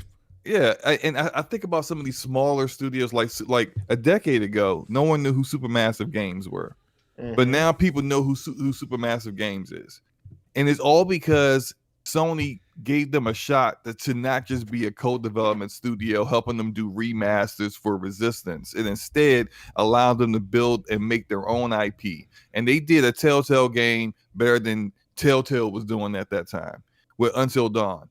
Imagine like these smaller titles don't happen anymore, and it's just like that's where I am more concerned about. I'm not concerned about like the next Ghost of Tsushima or the next Spider-Man. Insomniac is going to kill it. Sucker Punch is going to kill it.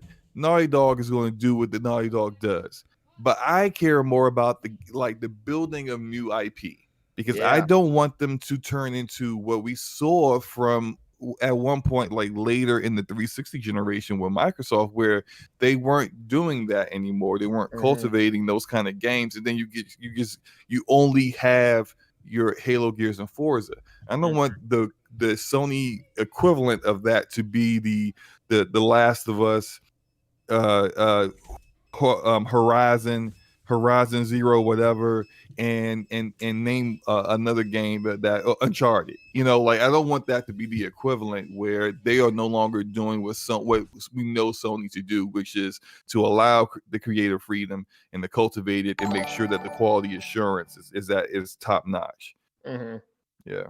And in some ways, focusing only on the biggest blockbuster AAA is actually more risky, because it's like if one of those misses, whoa, you're in trouble, right? You're in trouble. So I get why they're doing it. I think Sony's just looking for guaranteed bangers. Like, I really think so. Like, I think that is I do talk to a decent amount of developers, and I know that there is that atmosphere inside PlayStation that they're chasing that next game of the year, right? There's 100% a vibe there at their studios, and it's a healthy vibe, right? I don't mean it in like a bad way, but they do feel that competition, right? They see what Naughty Dog puts out, and that inspires them. Let's chase after that. We want to be an even bigger blockbuster than that.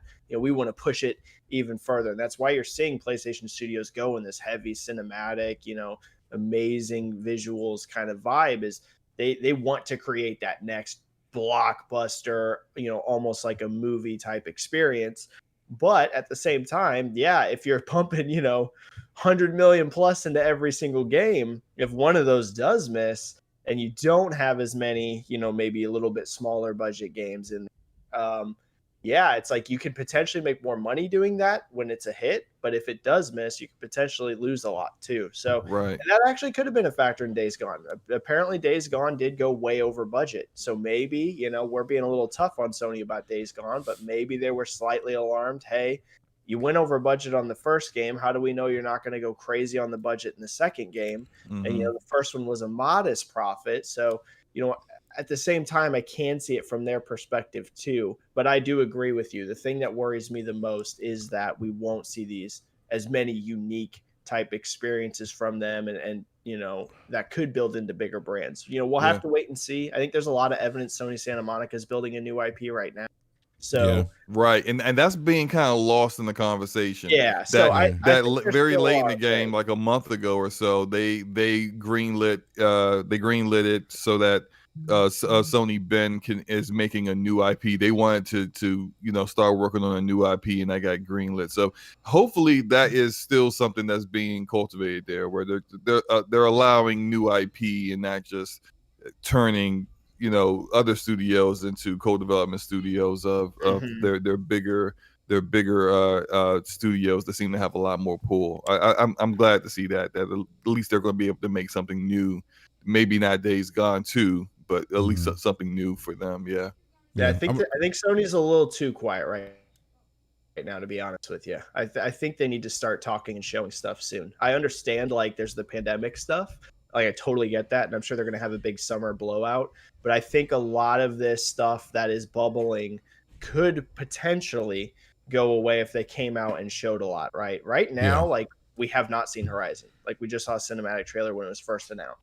We have not seen anything from God of War but a logo. So many of their other studios, we have no idea really what's going on with their PS5 projects, right? We have Returnal right around the corner and Ratchet, but those are like about to release. After that, we have no visibility really to a lot of what PlayStation's doing. So I think this silence is also causing a little bit of like worry. You hear these kind of things and you don't really see their upcoming slate and you're kind of like, what's going on here? So I hope when Sony does talk next, like if that is, this summer around E3 time, I hope it's a very, very, very big show. Yeah, no, that's a great point. I almost think it kind of needs to be a big show because I've been so quiet. Like I think you set that expectation of that pent up demand, if you will, for something big because you haven't spoken in a while. So it almost becomes like, okay, well, we haven't heard from them in months, so they have to, like, you kind of go in that mindset, they have to announce big things. If they don't do that, people aren't going to be happy, and that's gonna be another conversation of, is Jim Ryan the guy? I already see where that would go. I want to get this $20 super chat real quick from Zeal. Zeal with the $20 super chat. Thank you, Zeal. Says, last gen I only had an Xbox for Halo. Love my lore. That said, with parts of PlayStation Store closing, can PlayStation 5 play those games, or should I get a PlayStation 4? What games would y'all recommend on the sleeper side to buy before it's off the store? You want to answer that, Benji or Slomo? PS4, you're good. PS4 is backwards compatible, but PS3, nope. If you want some of those PS3 titles, it's going away. So outside of physical media, so some of the standouts are going to be, of course, like the Uncharted games, the God of Wars. Some of the hidden gems that I know are starting to blow up in price is stuff like Folklore. I never played that game, but I know there's some people that like that RPG, but it is skyrocketing in price. Apparently it's like $75 now to buy that game, but I know that's one that people liked. So, I would say the ones that might be tough to find here soon is going to be stuff like JRPGs. If you're into any of that kind of stuff that had more limited prints, you'll probably have no issues finding, the big giant PlayStation exclusives because they printed, millions of copies of that. So that probably won't be too tough. But yeah, maybe some of those JRPGs, if you're into them, any of like the indie style games, especially the ones that got digital only releases, might want to look into some of that stuff because that's going to disappear. So, which is really unfortunate, right? So Yeah. yeah, that I would say don't panic too much about the big Sony games. You should have no issues really finding that, or like Assassin's Creed or any of those big giant ones. But some of the smaller stuff could become really hard to find quick. I would say definitely their Persona games, like Yeah. Persona 4 Golden, which is now on PC, but is probably won't be able to be purchased on PlayStation in the PlayStation ecosystem now. Those kind of games, JRPGs, those games are awesome. I will also say I'm just thinking back to some of the games that I enjoyed and on the PS3. Shoot, what's this, man? And Quantic Dreams games. Oh yeah. So like Beyond Two Heavy Rain. Souls, Yeah. Heavy Rain. Yeah, definitely jump on that. Even though that now has been remastered on PlayStation, not a great remaster, but it looks better. But if you don't have a PlayStation 4, if you still have a PlayStation 3, or I don't think that game ever came out on Vita. But yeah, if you have a PlayStation 3, definitely grab that too. But I think those two probably be the those three games would probably be the biggest ones I would say to jump on. One Yeah. one Vita game I didn't play, but I know actually a lot of people really loved it. You might look at it if you like shooters is Killzone Mercenary. I heard a lot of people actually really loved that game. I did not play it, but I've actually heard really positive things about that on the Vita. So that might be one to look into if you like shooters. Yeah, that's a great point. So Benji, I do have one more question for you before you wrap up the show here. Do you think, and this kind of goes back to our, we're talking about the MPDs and, a lot of the pandemics, I think really kind of helped fuel that growth. Do you see that continuing after, like I said, whenever we go back to normal, whenever that is? I would say yes and no. I think that we have overall elevated. Like I think that a lot of people that either hadn't played games in a long time, kind of got back into it. I do think there's an element of that. And then I also think we got some just brand new gamers out of that. So I do expect overall actually that the floor has been lifted. However, at the same time, I mean the numbers last year were insane. So it's hard for me to envision that, hardware is going to keep selling at that kind of level, right? I am expecting to start to see some year over year declines here fairly soon, but you never know because March was really the kickoff of the pandemic last year. It started a bit before that, but March is really when you started to see like a lot of lockdowns and stuff in the US.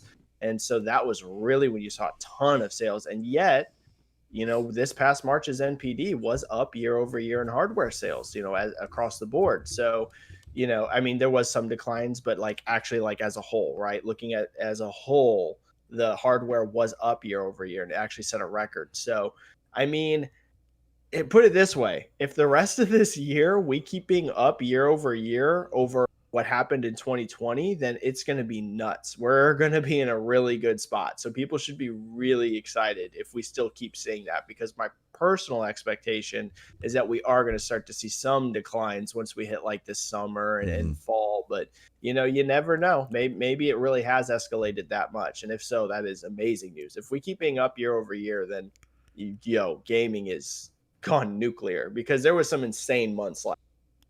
Yeah. And what's interesting is if there's that chip shortage that we all know about. I'm thinking if these consoles if Microsoft and Sony can get these consoles stocked on a more consistent basis, I think that might be enough to kind of sustain, kind of what we're seeing though, right? Yeah, just think about it. PlayStation 5 is the fastest selling console in US history, and that is with unbelievable shortages. That is with literally instantaneous sellouts, right? Basically, they go up and they're gone. And Series X and S are the same way. Like PlayStation's getting the focus on the US right now, mostly because the numbers are so high they can get PR around it, whereas Xbox, isn't the best selling platform, so you're not going to see the same types of PR. But trust me, Series X and S are also selling out. So that is a good point. If chip shortages, here's the thing. I was actually just having a discussion with somebody online about this, and we were talking about, when is the Switch streak going to end, right? Switch is now coming up on 30 months in a row. I don't see that. I don't see that ending, Benji. Well, here's the interesting thing. Here's the interesting thing. If Sony can get enough consoles, it's going to happen this summer. That's a But good point. That's Yeah, true. Yeah, that's a good point. But it's probably that's not the going to real happen considering with the Yeah. chip shortage stuff. Yeah. That's the question, is if they can get volume up enough. Because I mean, what Sony just did in March for PS5, I don't leak NPD data. It's a big number. Okay, there is a big number. They sold a lot of PS5s in March. So if that and that shows you that's not even scratching the surface because it's still sold out. So if they could get more inventory this summer, could be a very interesting race, because I'll be honest, I am expecting Switch to start slowing down here sometime soon. It's hard for me to envision it can keep doing the kind of numbers it's doing monthly right now. If it does, I mean, I'm telling you, PS2 is going to fall. I mean, if it keeps doing the numbers it's doing right now, Switch is going to, come for that PS2 crown. So I have to envision that it's going to slow at some point. So that'll be interesting to watch. But I'll tell you what, here's what I'll say. If PlayStation 5 cannot match Switch during Ratchet and Clank release month, because that's what I'm expecting, is Sony to get a lot of consoles in stores for that, because it's a next gen exclusive and it's first party. So I think they're really going to try and prioritize around June. If you don't see PlayStation 5 ahead of Switch in June, that streak ain't ending anytime soon. Wow. It ain't gonna happen for a long time, which is nuts, because it's almost had 30 straight months as the number one selling platform. That's insanity. Ooh, Wow. Question for you. I know Ricky wants to end this, but hey, do you think No worries, man. you've seen all the talk about the Switch Pro and the details and the chipset, the new Tegra style chip? I think it's either going to be Orion or it's going to be Xavier, but either chip could potentially do 4K upscaling DLSS. up to 4K. DLSS, because that's the Nvidia's thing, and all that docked with a 720p OLED screen for it. Do you think that's coming out this year? I think so. At least I think that was the plan. Whether that is still going to be the plan from the pandemic, I'm not too sure. But I think we have a lot of evidence that is the plan, even outside of the leaks, because Nintendo has been dead silent about games like Zelda. And I think part of the reason for that is they want to show it on the next console. I mean, I honestly think that's part of why we haven't seen Zelda yet. I think when we see Zelda, we see the Switch Pro. That's a great point. Yeah, I think they want to show. I think that is their plan, to be the showcase game on that platform, just like Breath of the Wild was launched with the Switch. You know what I'm saying? I think those games are that game and the Switch Pro are heavily tied together. And they're really silent about a lot of their big games, right? Metroid Prime, we've still seen nothing on it. A lot of those really big games. I think that's still far out because they had the reboot development. Yeah, it is. But I just mean, like, I put it this way. I'm pretty confident that the plan was to launch that this year. And if it's going to, the only reason it wouldn't, I think, is because of chip delays and shortages. But I think that's the plan, and I think it makes sense. Because like I mentioned, at some point Switch hardware is going to slow. It's just an inevitability, right? It's not going to keep selling 1 million in a month forever. And it's not doing 1 million a month right now, but I'll tell you what, it's not actually super far away either. So yeah, I think that's the plan. And I'll be shocked if they don't, get it out this year, to be honest. I think they are gonna need it. People talk about how Switch is so strong in sales right now, so they don't need the Pro, but keep in mind, developing a new console takes like 2 years. So they had no idea when they were developing this that the Switch would still be as healthy as it is. So yeah, I think it's going to happen. And probably the next Switch is still at least 3 years away. Yeah. You bring up a great point, like Metroid Prime and Zelda. We saw the Metroid Prime banner, right? Like they teased that, and it's like deafening silence. So yeah. I think you're right. Like I think they are not going to show those games. And what a better way to launch a Switch Pro, whatever they call it, with, we saw what Breath of the Wild did. I think it had like a 1-to-1 attach rate, right? Higher. How crazy is that? It sold more copies of Zelda Switches because people were so excited for it. They were buying the Zelda game when they couldn't even find a Switch, just so they had the game ready for when they found one. That's insane. Wow. That's insane. Yeah. So I really think that's why you haven't seen the next Zelda. That game in particular. I really think they are going to show that alongside the Pro. Yeah. No, I agree with you. Nintendo is like we said earlier, they are firing in all cylinders. And again, this goes back to my point. Like we talked about this earlier. the industry like is just so good right now. Like everyone is just doing well. Like, you know, like even Aaron kind of commented on that. Like, you know, like, yeah, Nintendo, Sony's doing their thing, we're doing our thing, but everyone's going to find success in doing their thing. And that translates to potentially great gaming experiences for us, which I'm just, you know, I look at my consoles. I've, you know, Switch, I got Xbox Series X, PlayStation 5, PC, Oculus 2. I'm just like, this is awesome. You know, there's just so much content out there, so much, and it's, for the most part, it's pretty good in my opinion. You know, it's just just a great time to be gaming. That's really my point. It really is. We got a lot to celebrate and be thankful for as gamers with what's going on in the industry right now. You know, and dare I say, the golden age of gaming. So, I think you're spot on. Yeah, no, yeah. But Benji, I want to say this was a lot of fun, man. We got to get you back on. We really Thank do. you. Hey, I really appreciate it. Thanks for inviting me on. I had a blast. Yeah, absolutely. You know, we got to get you back on again. You know, maybe as we get closer to maybe like E3, have you back on. Perfect time. That would be a great time, actually. Yeah. Kind of talk about what's changed from, you know, April to E3 time period. Get your thoughts on that. Yeah. So, you know, probably do it on a Saturday because I think that probably works best for you then, right? Yeah, usually Saturday, like around this time that we did it today, usually works best for me. Okay. Because usually Saturdays I'm working nights, so you know I have Gotcha. to work today, but I don't have to go until this evening. So yeah, Gotcha. Saturday around the time we did it today usually works pretty good. Awesome. And we can get you in, and then we can do our usual E3 predictions kind of thing, like right before the show, and then you can pretend like you don't know what's really coming and say it's a prediction, and you know how it is. Oh man, there's sometimes I know. I won't lie. There's also a lot of stuff I don't know about, to be honest. It just varies. I'm one of those guys that doesn't search for the scoops, but when the scoops come to me, it's nice. But I don't go actively looking for them. Nice. Well, Benji, do me a favor. Let everyone know where they can find you, man. Yeah. So 2 ways, really. Where I'm most active is going to be Twitter, right? Twitter's where I'm at. I mean, all the time. I'm super active on Twitter. So that's just going to be at Benji Sales. That's the easiest way to get a hold of me, to chat, whatever. You know, I'm super active on there. You're going to see me on there all the time. But I also have a YouTube channel where I do 1 live stream a week. It's just Benji Sales on YouTube as well. It's a live chat, so it's really interactive. Basically, I just sit down and just chat with people, right? Chat with whatever people want to talk about, whatever big news there is. You know, people just drop their questions into chat. We break it all down together, and that's a lot of fun. So it's just Benji Sales on Twitter and Benji Sales on YouTube.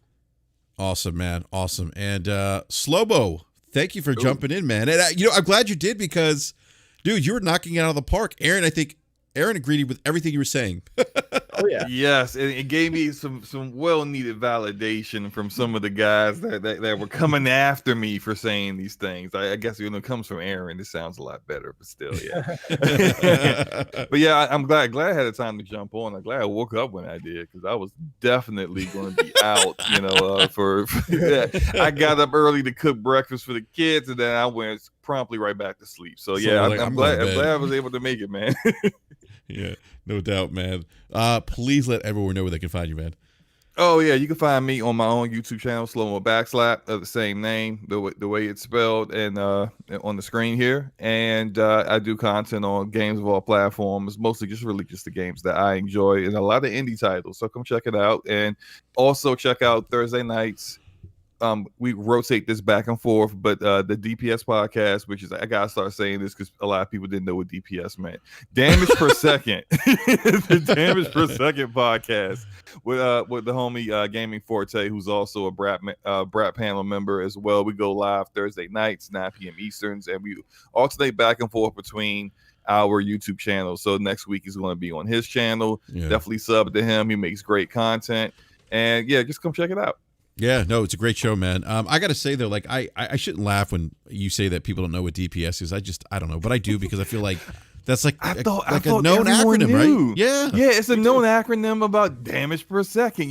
What's your DPS? Like, like it's a looter term. It's like if you don't have enough DPS, maybe you shouldn't try this kind of content. I don't know. Maybe I just thought everyone knew it, but no, like I gotta start saying it now because I had a long time listener that was just like, man, I've been listening from the start. Love the show. I just I don't know what DPS means, and I was just like, huh? What? What? But yeah, hey, gotta start saying it. I mean, maybe we'll try to get the logo redone so that like it actually says it in the logo somewhere or something. I love your logo and I love the thumbnails, man. I mean, it's awesome, the thumbnails are not look. I can't take all the credit for it. It was my really nice. idea, but I had no idea how to do it. And Forte was like, "Oh, I can do that, bet." And then we just got together and did it. But like, I think we got the best thumbnails in the game. I can see, just a little humble no brag bias. there. No, you guys. I think it's the best. Yeah. No, you guys have really, there's really good stuff, man. Please, everyone, check out Benji's channel on YouTube and absolutely. And Slow-Mo's and Gaming Forte and DPS. Please check them all out. And want to give a big shout out to everyone in the live chat. Thank you, everyone, for great chat as always. By the way, thank you all for hanging out with us this morning. Really appreciate it. And a big thank you to Aaron Greenberg for hanging out with us in the live chat as well. Really appreciate Aaron coming through and talking shop with everyone in the live chat with us as well. So big shout out to Aaron. We'll be back Wednesday night, 9 p.m. Eastern time, regular schedule BRAP. And other than that, everyone have a great weekend. Play some video games. If the weather's nice, maybe go out, get some rays, and just like I said, just enjoy the weekend and have fun. More importantly, be safe. So on that note, we're out. We'll see you guys next Wednesday, 9 p.m. Eastern time. Peace.